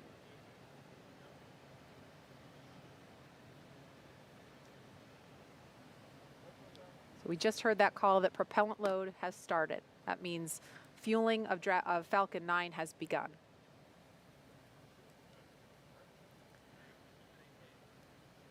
Okay, so we are now at T-minus 34 minutes, 34 seconds and counting. Fueling of Falcon 9 is underway. The launch escape system is armed. And again, today is the first in a series of 6-month missions for NASA's Commercial Crew program. And the Dragon capsule was loaded with propellants about a week and a half ago, just a few miles down the road from us. Yeah, that's an area that we affectionately refer to as Dragonland. Yeah. Yep. And in order to fly, Dragon needs fuel and an oxidizer. So for the fuel we use, Kate, you're going to have to help me with these words. No I can't problem. pronounce them. Yeah, so it's monomethylhydrazine, or MMH, and nitrogen tetroxide, or tetroxide, for also known as NTO, for the oxidizer. These are two propellants, a fuel and an oxidizer, that when they come into contact, they combust instantaneously. So it's a great propellant to use in spaceflight because you don't need an ignition source. So we use those propellants to maneuver Dragon on orbit, and those propellants power the Draco engines, as well as the 8 Super Draco engines that would be utilized in the launch escape system in an abort scenario. And again, we want to be crystal clear. Now that fueling for Falcon 9 has started, that means that the 8 Super Draco engines built into Crew Dragon are ready, if needed, to launch the capsule away from the Falcon 9 rocket in an instant if there is any kind of emergency associated with the rocket or on the pad. Now let's go over to SpaceX headquarters in Hawthorne for an operations update. John? Well, we are counting down those final minutes, and everything is still looking good for Falcon 9 and Dragon for an on-time launch just under 33 minutes from now. As you heard, Falcon 9 began propellant loading right on time at T-minus 35 minutes. Now, the propellants that feed the Merlin engines that power Falcon 9 are 2 liquids. One liquid is the fuel, the other is an oxidizer. And that fuel is a refined form of kerosene, also referred to as RP1. Now, our oxidizer is densified liquid oxygen, also called LOX. Densified means it is kept much colder than typical for launch vehicles, and it takes up less volume. This allows for more oxidizer to be loaded into the first and second stages. Now, to ignite the fuel and oxidizer in the Merlin rocket engine, we use an ignition fluid called TTEB. When TTEB comes in contact with oxygen, it ignites, and it gives off a green-colored flame. Once we've got the flame going, we can then add the kerosene fuel into the chamber, and the engine goes to main power. And you might see the green flash just as the second stage engine ignites, following stage separation 2 minutes, 48 seconds into tonight's flight. Now, currently, we're early in the propellant loading. The first stage fuel tank is about 10% full, and that first stage is the bottom 2/3 of the vehicle. You can see on your screen, you've got the black carbon fiber landing legs, then the white propellant tanks of the first stage, topped off by that black cylinder, the inner stage. Now, liquid oxygen loading is also underway on the first stage. That loading will begin on the second stage, which you can see on your monitor, which is the cylinder, the white cylinder just above that black interstage. Liquid oxygen loading on stage 2 begins at T-minus 16.5 minutes. And we'll continue loading liquid oxygen on both stages until the last few minutes of the countdown. Helium loading into pressure vessels is also underway. We use that to pressurize the tanks in flight as the propellant is pulled out by the Merlin turbopumps. Now on board the Dragon spacecraft, the astronauts are monitoring systems while propellant is loaded Cryo-helium load. into the Falcon 9. And the call out you just heard, ground loading and the crew know that helium loading is going on the vehicle right now. So as I mentioned, the astronauts are listening to this right now. As part of their training in the simulator, we also can give them the playback of sounds that we've recorded in Dragon capsule during recent flights. Plus, they also had a discussion with Bob and Doug after their flight, who related what their flight experience was like earlier this year. Now out on the Eastern Range, we continue to hear they're green, ready to go. There are no problems, and they are go for launch. And finally, the weather, as I mentioned a little while ago, it's actually improved during the day. We're down to 20% probability of violation. The biggest thing we're watching is just in case in these last half hour, if a rain shower might spring up within a mile or two of the launch pad. But currently, the rain looks like it's holding off. The upper altitude winds are good, and the ground winds are very light. Now, as a reminder, today we have an instantaneous launch time. So at this point, if we hear a hold for any reason, we'll have to stand down and target our backup launch opportunity just under 3 days from now. But let's turn it over to Jesse and Leah for an overview of events after liftoff. Thanks, John. For Crew-1, the astronauts' flight to station will take about 27.5 hours, and their journey is much longer, but fairly similar to the trip NASA astronauts Doug Hurley and Bob Behnken made earlier this year in Crew Dragon's first mission with humans aboard. As we await T0 in just about 29 minutes, the ground operations teams are doing a series of systems checks to make sure both Dragon and Falcon 9 are ready for launch. You're looking at a live view of our teams at the Cape as they prepare for liftoff. Now, as we wait for the launch clock to hit 0, we wanted to give you an overview of what the ascent portion of the mission will look like. Once we hit T0 and a successful launch occurs, we will watch Falcon 9 and Dragon lift off from historic launch pad 39A and make their ascent. At about 50 seconds into flight, Falcon's 9 engines will throttle down to help pass through the period of maximum dynamic pressure on the rocket, or what we typically refer to as max Q. It's worth noting that once we hit max Q, the vehicle will be going supersonic. Once we are through the period of maximum dynamic pressure, we can throttle up our Merlin engines again. And from there, at about 2.5 minutes into flight, we have a series of 3 events that will happen in rapid succession. First is MECO, or main engine cutoff. This is where all 9 Merlin N1D engines shut off in preparation for stage separation, which is our second event. This is where the first stage detaches from the second stage, with the first stage making its way back to Earth for landing, as the second stage continues on its journey with the third event. SES, or second stage engine start 1, is where the MVAC engine lights up and propels the second stage along with our Crew-1 astronauts to orbit. As Stage 2 heads towards its targeted drop-off orbit, Stage 1 will execute 2 burns in order to make its way back to Earth. The first is the entry burn, where 3 of the M1D engines will reignite and then shut down. This helps to slow the stage down in preparation for entry back into the Earth's atmosphere. While the first stage is heading back to Earth, the second stage will cut off its 1 Merlin engine that was ignited right after stage separation. Once this happens, we will wait for confirmation of a good orbital insertion. And about 90 seconds after Dragon gets into orbit, Falcon 9 will land back on Earth. The landing burn, which is a single engine burn, will bring the vehicle's speed down rapidly in order to land on the drone ship about 9.5 minutes into the mission. While Falcon 9 first stage is landing, Dragon is preparing to separate from the second stage. At about 3 minutes after the second stage gets into orbit, we should have a great view of Dragon with its 4-person crew drifting away from the second stage. Once Dragon is a short distance away, it will begin checking out its Draco maneuvering thrusters to make sure Dragon continues to increase separation distance from the second stage. It's worth noting that these are not the Super Draco engines that would be used during an abort scenario. About 40 seconds after separation, Dragon's nose cone deploy sequence will begin. It will take roughly 4 minutes for the nose cone hooks to unlatch and open, exposing its guidance navigation controls, or GNC, that will help Dragon autonomously fly to the space station. And lastly, once the nose cone is deployed, the remaining Draco thrusters on the forward bulkhead will be checked. From there, over the next 27.5 hours, Dragon will begin its approach phase, undergoing a number of phasing burns as it makes its way to station. All of that will be coming up Stage soon. 2 cryo-helium load. And confirmation, stage 2 cryo-helium being loaded now. But for now, let's check back in with Marie at Kennedy Space Center. Marie?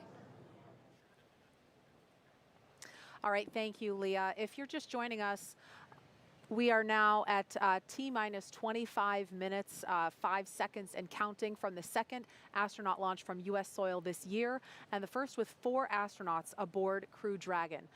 We want to go over to NASA's Garvey McIntosh. She is standing by in Japan to speak live with the president of JAXA. Garvey, are you with us? Yes, I am. Thank you, Marie. Hello, I'm here in Tokyo, Japan. This is Garvey McIntosh, and I'm going to interview JAXA President, Dr. Hiroshi Yamakawa. Dr. Yamakawa, konnichiwa. Konnichiwa. Could you tell us about the partnership between JAXA and NASA? Oh, thank you very much for your question. The US and Japan have built a close relationship in the aerospace field for more than 50 years. And NASA and JAXA have been collaborating in many fields, including earth science, space exploration, human space activities, and aeronautics. Astronaut Noguchi participates in the Crew-1 mission as the first foreign astronaut on board a US commercial spacecraft. This shows a trust relationship between the two countries. We recognize that this mission is an important milestone toward future international space exploration, and we will firmly support him from the ground. Thank you very much. Could you tell us a little bit more about today's mission and what the mission represents for Noguchi-san? Well, as the first Japanese astronaut on board 3 different spacecraft, Space Shuttle, Soyuz, and Crew Dragon, I'm sure he will play an astounding role based on past experiences. Experiments on the ISS are expected to contribute to the advancement of people's lives on Earth. Protein crystal growth experiments in microgravity environment may lead to the development of new medicine. Japanese private companies are also getting to use the experiment module Kibo for the initiatives. We expect that we will round the utilization of Kibo. Thank you. Thank you. And last question, looking a little bit towards the future, I know recently Japan, along with 7 other countries, including the United States, recently signed the Artemis Accords. Can you tell us a little bit more about the Artemis Accords and what that means for future space exploration? Well, last month in October, the Japanese government signed the Artemis Accords, representing the strong partnership as one of the first countries to join in the future international space exploration. Well, I think Japan has expertise in human and robotic space technologies accumulated through our experiences, TV and Hayabusa 2. And we will continue to move forward with technical considerations with NASA and other international partners. In addition to the field of human spaceflight, we will continue and deepen our cooperation with NASA and our international partners in order to explore the new era of space and contribution to our society on Earth. Thank you very much. Well, thank you very much. Arigatou gozaimashita. Thank you for your time this morning, and I'll pass it back to you, Tahira. Thank you. All right, so we just took a look at numbers across all of our social channels, and there are over 500,000 people tuning into this broadcast right now. And the hashtag LaunchAmerica is trending at number 20 on Twitter, last time we checked. And Marie, Kate, Nicole, I've got some great photos rolling in, and I have a few that I just have to share right now. So take a look at this first one. We've got this little explorer asking if there's room for one more on the mission. Aww. I love it. I know. Let's go to the next one. We've seen so many cute space pups today, and this corgi and its little NASA onesie is just the icing on the cake. Yes. I can't get enough space dogs, so. Okay, let's go next. How incredible is this little patriotic astronaut holding the flag? Now, y'all, this one definitely made me pretty emotional the first time I saw. Yeah. Okay, last one. Check out how awesome Kiana looks in her blue flight suit, and I mean, wishing her hero, Victor Glover, well on his Launch America mission. So, you've seen it there, and for those of you at home, thank you for sharing a piece of what this mission means to you with us. And in these final moments, let's check in with Shaniqua at Mission Control in Houston. Shaniqua, what's the latest? Thanks, Tahira. The space station team here in Houston is focused, and critical systems on the station continue to function normally. The teams have verified the command path from the ground up through the constellation of communication satellites to the station. Everything is nominal, and the station will be ready to receive Dragon tomorrow. NASA Flight Director Anthony Varia has been leading the operations planning between the joint NASA and SpaceX teams for the Crew-1 mission. And with the mission about to begin, he passed along this to the teams. No matter the spacecraft, our jobs remain the same. We will protect the crew, we will protect the vehicle, and we will perform our mission. We remain tough and competent. We operate with resilience. Anthony and team are on console here in Mission Control for launch and will be back tomorrow for docking. A reminder that a launch today will take about 27 and a half hours to get to station, docking Monday to the Node 2 forward port scheduled at 10 p.m. Central Time, 4 a.m. GMT. Once Dragon is fully docked to the station, the team here in Houston will assist the Dragon and space station astronauts with leak checks as they work to open hatches on both Dragon and inside the station's pressurized mating adapter. We expect hatch open to take approximately 2 hours after docking.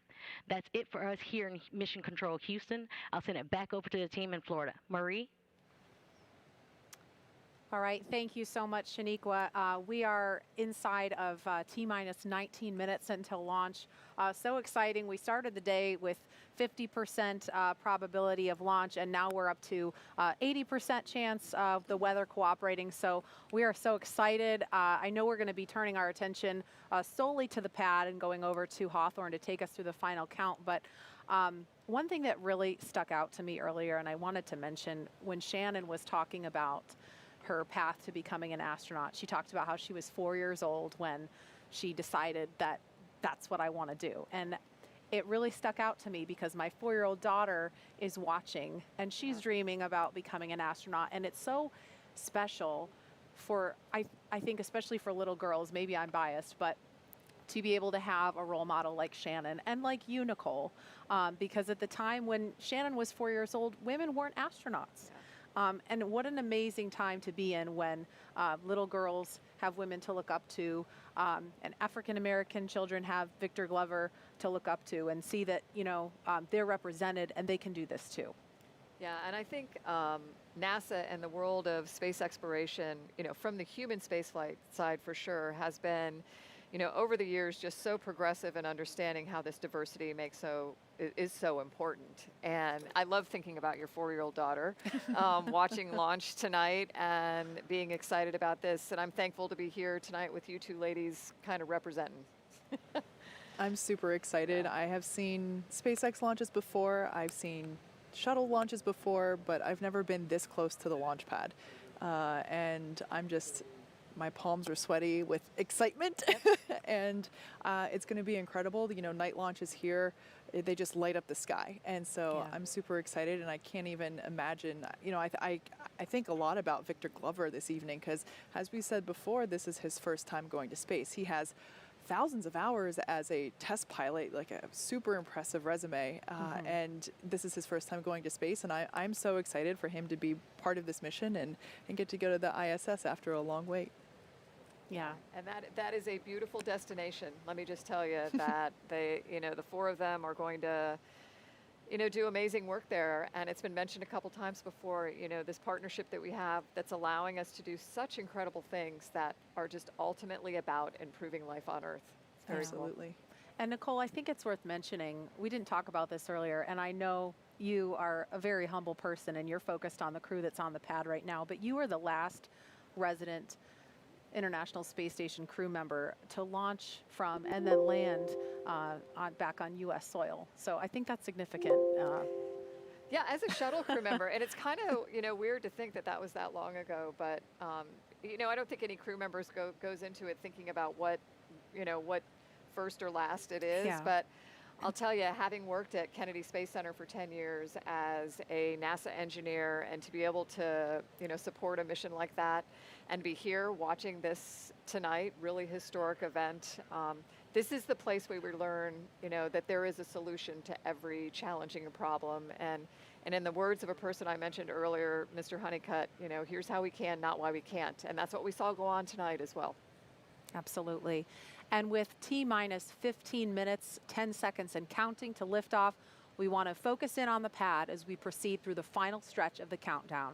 We will turn it over to Hawthorne to take us through launch at 7:27 this evening, Eastern Time. John? Thanks, Marie. As Marie mentioned, everything is looking good for launch of Falcon 9 and Dragon. It's going to come at 27 minutes and 17 seconds after the hour, just a little under 15 minutes from now. We began propellant loading on Falcon 9 on time at T-minus 35 minutes. You may have heard earlier the call out, the fuel is completely loaded on the second stage, so the RP-1 kerosene fuel is complete. We also got the start right on time 2 minutes ago of liquid oxygen loading onto the second stage. Now on the first stage that you can see with the white plumes coming off of it, fuel loading is continuing. We're about half complete with fuel load. That'll finish in 8 minutes at T-minus 6. Now densified oxygen, the liquid oxygen, continues to load on the first stage. That'll come down and finish about T-minus 3 minutes. And then, as I mentioned, the second stage has just begun liquid oxygen loading just 2.5 minutes ago. That will continue all the way down to T-minus 2 minutes. Now, currently, Eastern Range is go. Everything continues to look good. And the weather, as we said, has continued to cooperate. You can talk about it. You can't do much about it. But tonight, it looks like all conditions are good on the weather. And finally, Dragon. The Dragon mission director and team, they are reporting no issues. They've completed the communication checkouts earlier in the countdown. You can see the crew access arm is retracted away. What you have left now is just the strong back alongside of Dragon you can see on your monitors. We have armed the launch escape system. The crew is strapped in and they are ready to go. Their next major event's coming up at T-minus 10 minutes. They're going to get final instructions relayed to them. The crew displays will be configured for launch, and that allows the crew to get insight into how launch is proceeding and provides constant updates on vehicle health to the crew that you can see on the right-hand side of the monitor. The crew will also at that time close their visors in preparation for launch. Now at T-minus 5 minutes, we'll be in terminal count, and Dragon will transition to its internal battery power. We'll hear continued call-outs on the countdown net as we get close to 0 and to liftoff. But right now, 12.5 minutes to go, everything looking good. Leah and I will be commenting, but we're going to let you listen into a lot of the discussion and just enjoy the last 12 minutes of the countdown as we head for liftoff again, 27 minutes, 17 seconds after the hour. That's right, John. It's so exciting. Only 12 minutes, 13 seconds until liftoff now. And just some things that you can look for, especially upon ascent. You'll be hearing some performance calls as we get into the final countdown and then after liftoff. These are SpaceX flight controllers. They're reporting the trajectory, the speed, the booster performance, and some of the key milestones for Falcon 9 and Crew Dragon on the way uphill. It's about a 9-minute ride to orbit, and a few minutes after that is when we'll see Crew Dragon separate from the second stage and begin flying free on its own. Some of those other calls you'll hear upon liftoff are number and letter combinations. These mark different abort zones throughout the flight. The first two are 1A and 1B. This signifies they're in the first stage, and that will last until they're up to the very north of North Carolina. The next are 2A through 2E or 2 Echo.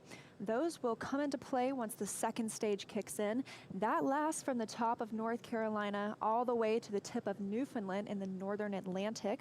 There's also a spot we want to avoid in the northern Atlantic, and so you might hear the call Shannon or forward to Shannon. Of course, that's not to be confused with our crew member, Shannon Walker, today, but that actually refers to Shannon, Ireland. It means they would target off the coast of Ireland if they were later in that second stage and needed to abort. But that next call out we're listening for to the crew should come up at T-minus 10 minutes that the crew displays. Those 3 panels in front of our astronauts will be configured for launch. Now just 10 minutes and 35 seconds to go until liftoff.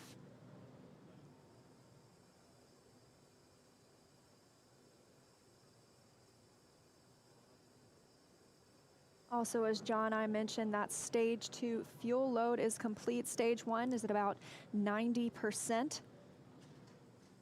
Liquid oxygen load on the second stage is about 40%, and on the first stage, about 85%.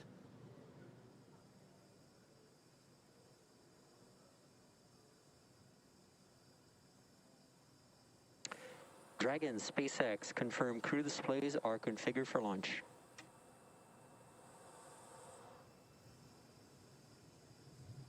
And SpaceX, this is Dragon. Displays are configured for launch.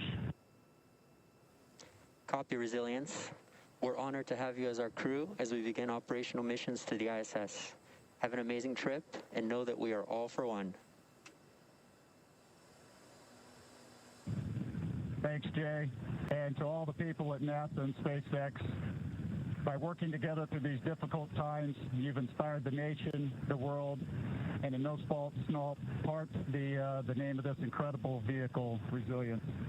And now it's time for us to do our part, Crew-1 for all. Copy all. Thanks, Hopper. That was the voice of Commander Mike Hopkins confirming those crew displays are configured, and that T-minus 10 minutes was another check for the Falcon 9 launch commit criteria. It was checked by some computers. It was the last check of a wide variety of the Falcon system data to make sure we are go. From here on, we continue to count down until T-minus 7 minutes when the pre-valves open.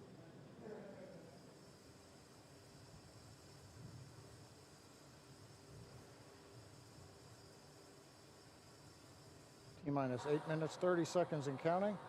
As Liam mentioned, the next major event at T-minus 7 minutes, we will open the pre-valves. Currently, the Merlin engines on the first stage are isolated by valves that are between the propellant tanks and with the Merlin engines. We'll open the pre-valves. That'll allow us to begin passing a small amount of liquid oxygen through the inlet of the turbo pumps. That'll chill them down to get them ready for when we bring the pumps up to full speed at T-minus 2 seconds. We want to make sure that the pumps are chilled so that there's not any opportunity for the liquid oxygen to possibly get in contact with a warm pump and turn into gas, something you want to avoid on a turbo pump. 7 minutes and 40 seconds now to lift off. We're still watching those fuel levels tick up, and in the first stage, we're almost at 100% of that densified kerosene. As we mentioned, second stage is full. First stage fueling should be complete for that RP1 at about T-minus 6 minutes.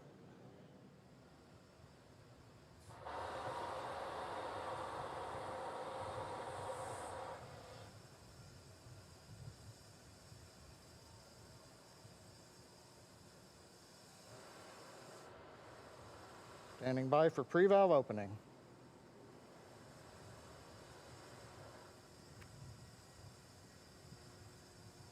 Stage 1 engine chill has started. And there's the call out. Stage 1 engine chill has started. Indicates that we are opening the pre-valves. Liquid oxygen now beginning to flow slowly through the turbo pumps on the Merlin 1D first stage engines.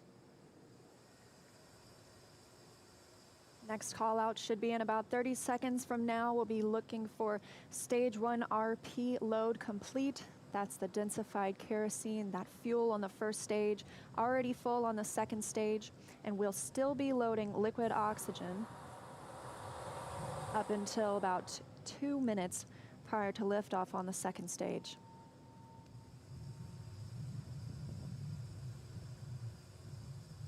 Standing by for that fuel call. Stage 1 fuel load is complete. Okay, right on time, and a great view of Dragon sitting on top of the Falcon 9 as we're continuing to load liquid oxygen onto both the first and second stages. The RP-1 kerosene fuel is now completely loaded on both Stage 1 and Stage 2. All continues to go well, just under 6 minutes to launch.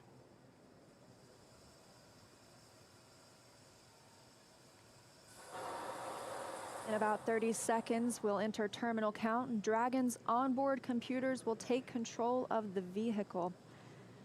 Both fuel on first and second stage is complete, and liquid oxygen loading continues with the second stage at about 80%, first stage at 95%. Something else you might notice is water rushing the pad shortly before liftoff. That's to suppress the sound and keep any sound from imparting a load on Crew Dragon as it prepares to lift off. Dragon is in configure for terminal count. Dragon is on internal power. Falcon 9 propellant tanks are pressurizing for strongback retract. Good confirmation that Dragon is on internal power, and now we'll be looking for a major milestone before we launch today. That'll be the strongback retract. John, you want to tell us a little bit more about that? Leah, if we get a close-up of the Dragon at second stage. Strongback is retracting. We've heard the call out, strongback retracting. That's a two-step sequence. First, there are clamp arms around the very top of the second stage. You can see one of them just above the gaseous oxygen vapors coming out of the second stage. Those arms will open up, and then just inside of T-minus 4 minutes, once the arms are released, we'll begin to retract the strongback alongside the vehicle. It'll move back 2 degrees in position, and by about T-minus 3.5 minutes, we ought to be finished with that. The strongback will retract to 45 degrees away from the rocket once we hit T0 as part of the liftoff sequence.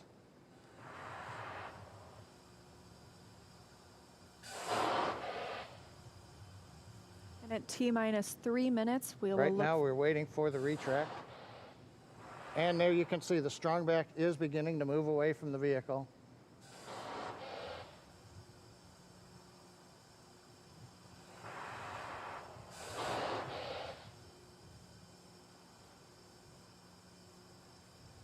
Looks like we are just about into the required pre-launch position, just a couple degrees away from the Falcon 9 and the Dragon capsule. But right now, T-minus 3 minutes, 8 seconds, everything continues to be go on Dragon and Falcon 9.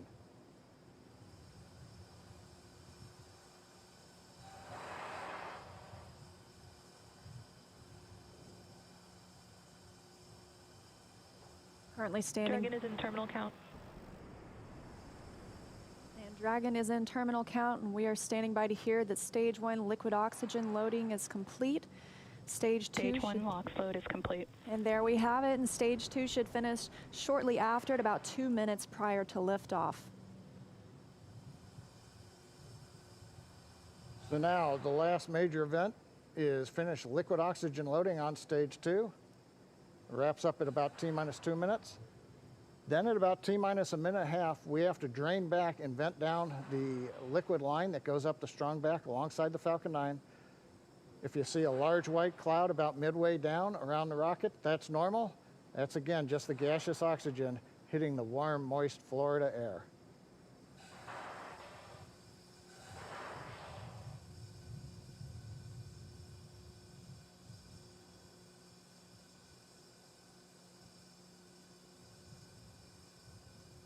Stage 2 LOX load is complete.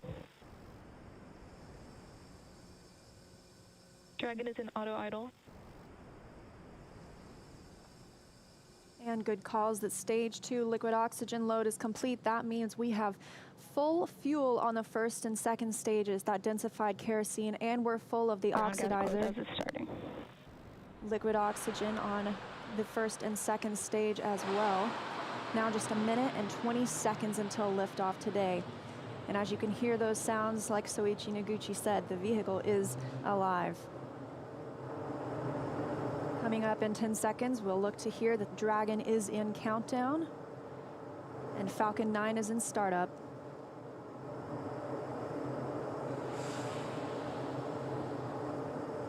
Dragon seat countdown. FTS is armed. Falcon 9 is in startup and is now controlling. 50 seconds now until liftoff. That FTS you heard is flight termination. Dragon, SpaceX, go for launch. SpaceX, this is Resilient. Roger, go. Go for launch, and at 37 seconds, the International Space Station flying over Kennedy Space Center. All for one, Crew-1 for all. Crew Dragon poised to go catch it. "20 seconds till liftoff. T-minus 15 seconds. Falcon 9 is configured for flight. 10, 9, 8, 7, 6, 5, 4, 3, 2, 1, 0. Ignition.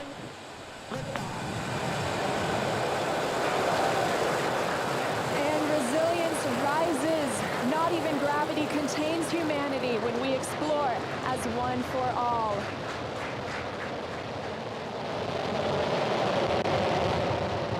M1E propulsion is nominal.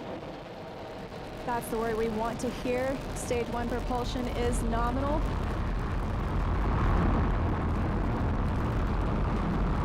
As 30 seconds into this historic mission, flying crew on board Dragon and Falcon 9. Stage 1 is preparing to throttle down. This is in preparation for max Q, which is maximum aerodynamic pressure. Stage 1, throttle down. There's that call out for throttle down. Power and telemetry continue to be nominal for the vehicle, now traveling at 262 meters per second. Falcon 9 is supersonic. There's that call out. The Falcon 9 is supersonic, and we will be passing through max Q here shortly, the largest structural load during ascent. Max Q. And there's that call out. That Falcon has passed through max Q. 1 Bravo.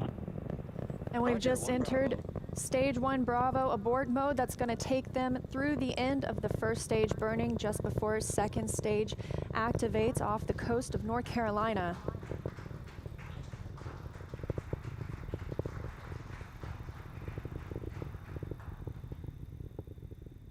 T+1 minute and 40 seconds into flight. Dragon and Falcon 9 traveling 709 meters per second. That call that MVAC chill is underway, the Merlin vacuum engine. Now with the call out of MVAC-D chillin, similar to what we saw in the first stage Merlin engines, the second stage engine being prepared for its ignition coming up in just over 30 seconds from now.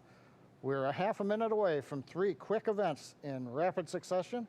We're going to get main engine cut off. The 9 Merlin engines will throttle down and then shut down. We're going to get stage separation. Stage 1, throttle down. And then ignition of the second stage engine. We've begun the throttle down in preparation for stage separation.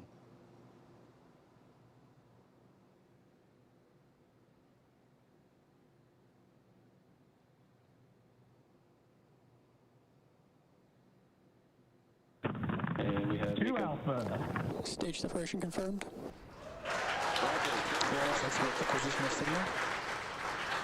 And you see that stage separation has confirmed. There goes that MVAC engine. Stage 2, Crew-1 is now on their way to the International Space Station.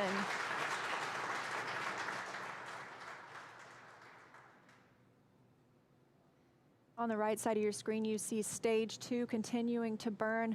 Over on the left-hand side is Stage 1 preparing for its return to Earth.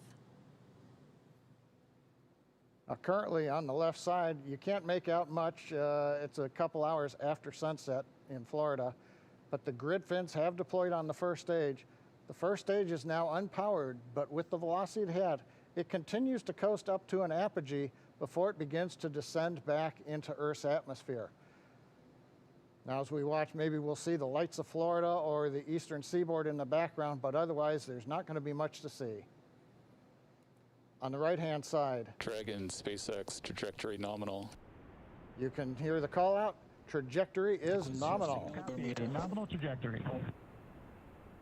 And we've heard the call out Bermuda. That means Bermuda ground station has the signals from the second stage of the Dragon and Falcon 9. We're still continuing as stage 2 burns to listen for those abort zones. We are now in 2A through 2E to Echo, taking us up over the northern Atlantic.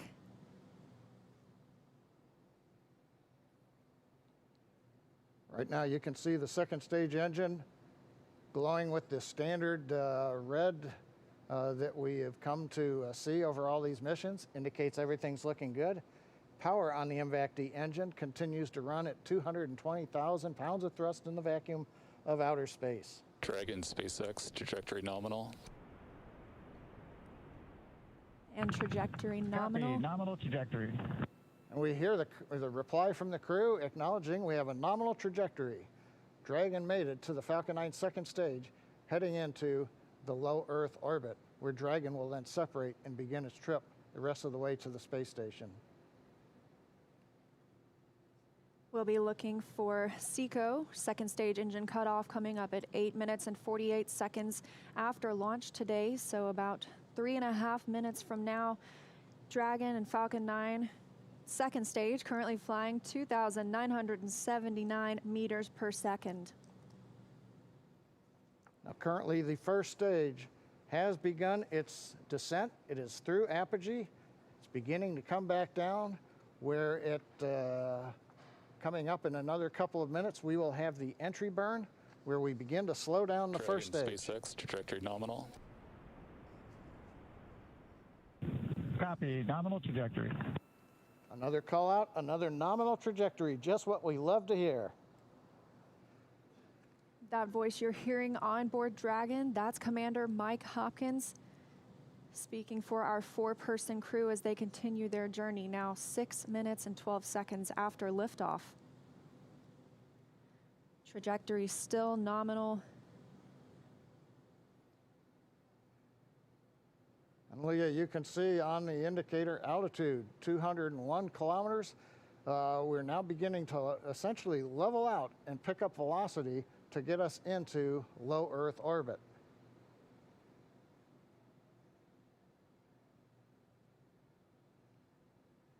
We're a little under 1 minute from the ignition for the entry burn on first stage. And we're about 2 minutes away. Dragon SpaceX, trajectory nominal. Copy. Nominal trajectory. Great news, now 7 minutes after launch. Second stage engine continues to burn, everything looking good. And we'll see that continue to burn for another 1 minute and about 38 seconds. Right now on stage 2, the crew's getting about a little more than 2.5 G's of acceleration. First stage preparing to ignite for the entry burn. Stage 2 FTS has saved.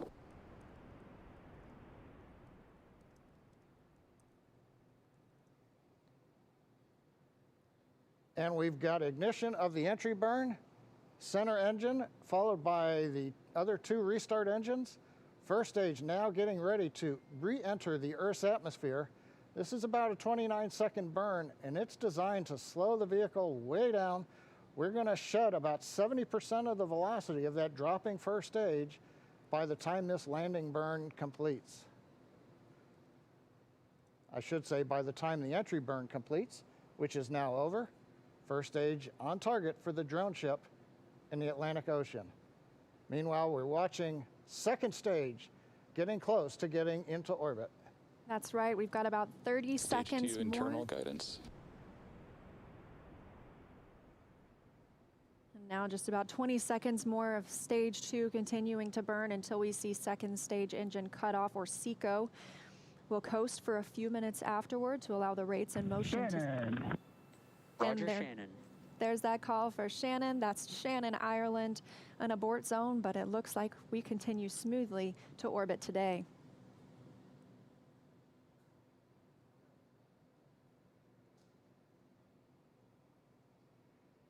MVAC shutdown.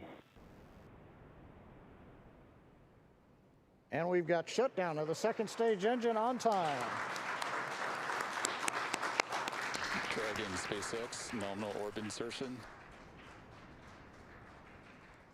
Launch escape system is disarmed. And SpaceX copies. And Leah, the words we like to hear, a nominal orbit insertion.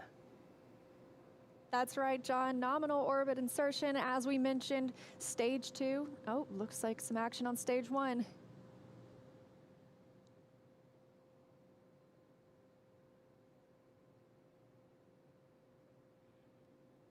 And I believe we've had a touchdown on the drone ship. We've got stage 1 has touched down on the drone ship in the Atlantic Ocean. But now the more important news, second stage is in orbit, right where we want, right on time. And we're getting ready for our next major activity, which will be Dragon spacecraft separation.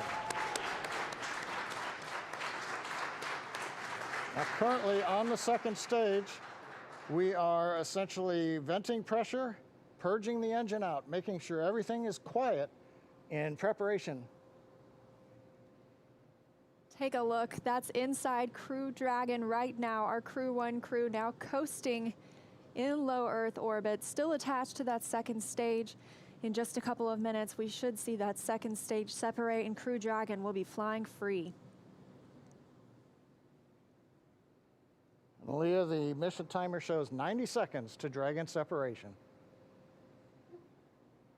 Currently, Dragon is flying at 27,000 kilometers an hour.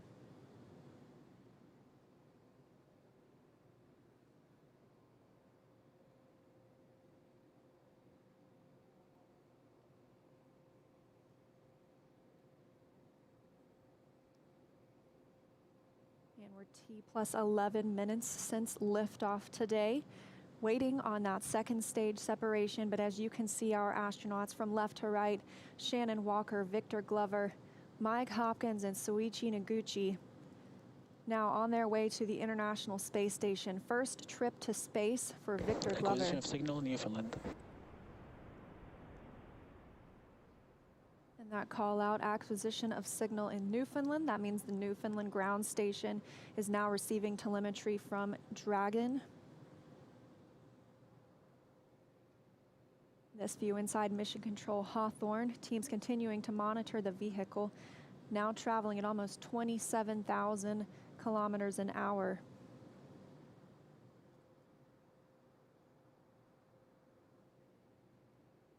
Ten seconds to Dragon separation.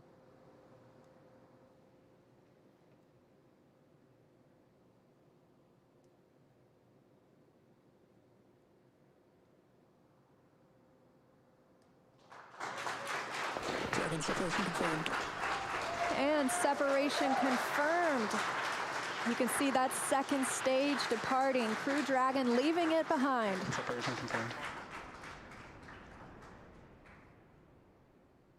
Now 12 minutes, 25 seconds into today's flight. Our next thing we'll be looking for is nose cone deploy. Our hooks will start to open on the nose cone and reveal those forward thrusters underneath.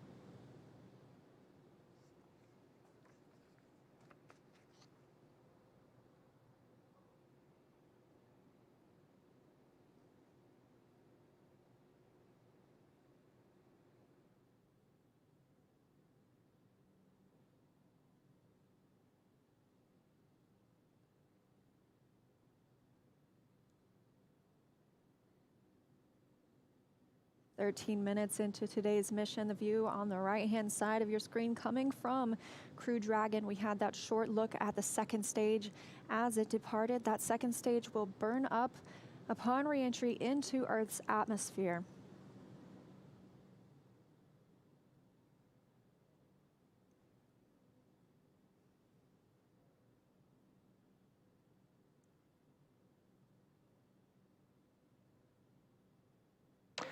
Dragon SpaceX, we see nominal service section Draco checkouts and dehumidifier activation.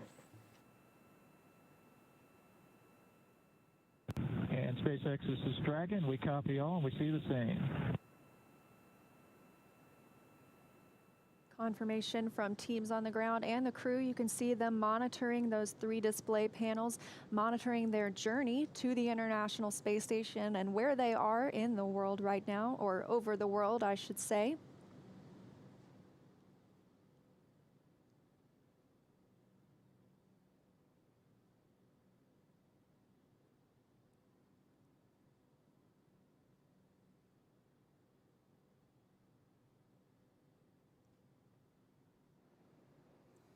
Well, we're in 14 minutes, 25 seconds since it was a great liftoff. Everything happened. We had a nominal insertion into low Earth orbit. You saw Dragon separate. We got the Draco checkouts were good. And right now we're hearing the nose cone hooks are opening up. Everything is happening right per the procedure. And we've got Crew-1 successfully on orbit. So with that, let's head over to our counterparts at Kennedy Space Center. Marie, how was that launch for you all there on the ground? Oh my gosh, John, it just took our breath away. I mean, we could just turn right around in our seats and watch. We got up away from the desk to get a better look. And then we actually could see the booster coming back down. Yeah, that was outstanding. Outstanding. And I don't even know what to say. High five. We're like high-fiving through the shield here. High five. My husband texted me a picture of my daughter watching liftoff. It was just, I'm emotional. Seeing that, and we went on the first attempt. How often does that happen in human space flight? As it should. I'm very happy. You know, it has been a long day, but just to be able to stand there and actually feel the rocket pounding the air around you was just. It was just incredible. And then looking at the light too long, I couldn't see the MVAC ignition. So I still have spots in my eyes. And then the views inside the capsule too, with the 4 of them, you know, looking kind of mellow, but you could see Victor's kind of letting his arms do a little bit of the floaty thing. I bet he cannot wait to get out of his seat. Well, he's going to get a chance to here shortly. So he's officially on his way on his first space flight. So Incredible. Victor, Mike, Shannon, and Soichi are now on course to arrive at the International Space Station just tomorrow, Monday, November 16th, around 11 p.m. Eastern Time. And we're going to stay live on air for continuous live coverage along their entire ride to station. Though our coverage here at Kennedy Space Center will conclude, we're going to turn it over to the teams in Hawthorne and Houston to take us through the next phases of the Crew-1 mission, all the way through hatch opening and a welcome ceremony for the crew. Now, for those of you watching online via YouTube, take a look at the description below the video. There you'll find the new link for our Crew-1 rendezvous phase, and we'll be continuing live coverage at that new location shortly. But if you're watching on NASA TV, like my parents, you won't notice a thing, and your coverage will continue. That's right. And as you follow along, we also invite you to tune into a post-launch news conference at 9 o'clock p.m. Eastern Time, right here on NASA TV, where NASA and SpaceX will take questions live. And in addition to NASA TV, of course, you can always follow along on Twitter at @NASA and nasa.gov for continuous mission updates. We thank you all so much for watching. To all of our commentators, Nicole, special thanks to you for being pleasure, here. ladies. Let's do it again. Oh, please, yes. Well, we'd love to have you back. Here now are some highlights from the incredible journey that's just begun. Here's our first live look inside the suit-up room. Crew Dragon Commander Mike Hopkins was born in Lebanon, Missouri. Pilot Victor Glover is a native of Pomona, California. And mission specialist Shannon Walker is from Houston, Texas. Mission specialist Soichi Noguchi is from Yokohama, Kanagawa, Japan. And here they come, walking down the hall. Everyone's looking quite peppy there. Yeah, so cool. They're looking for people. They're looking for the people that have helped them all along the way, too, and wanting to make eye contact. Here they come, the Crew-1 astronauts now beginning their journey to the launch pad ahead of this historic mission to the International Space Station. This is Core on countdown 1 for timeline. The crew is departing for the pad on schedule.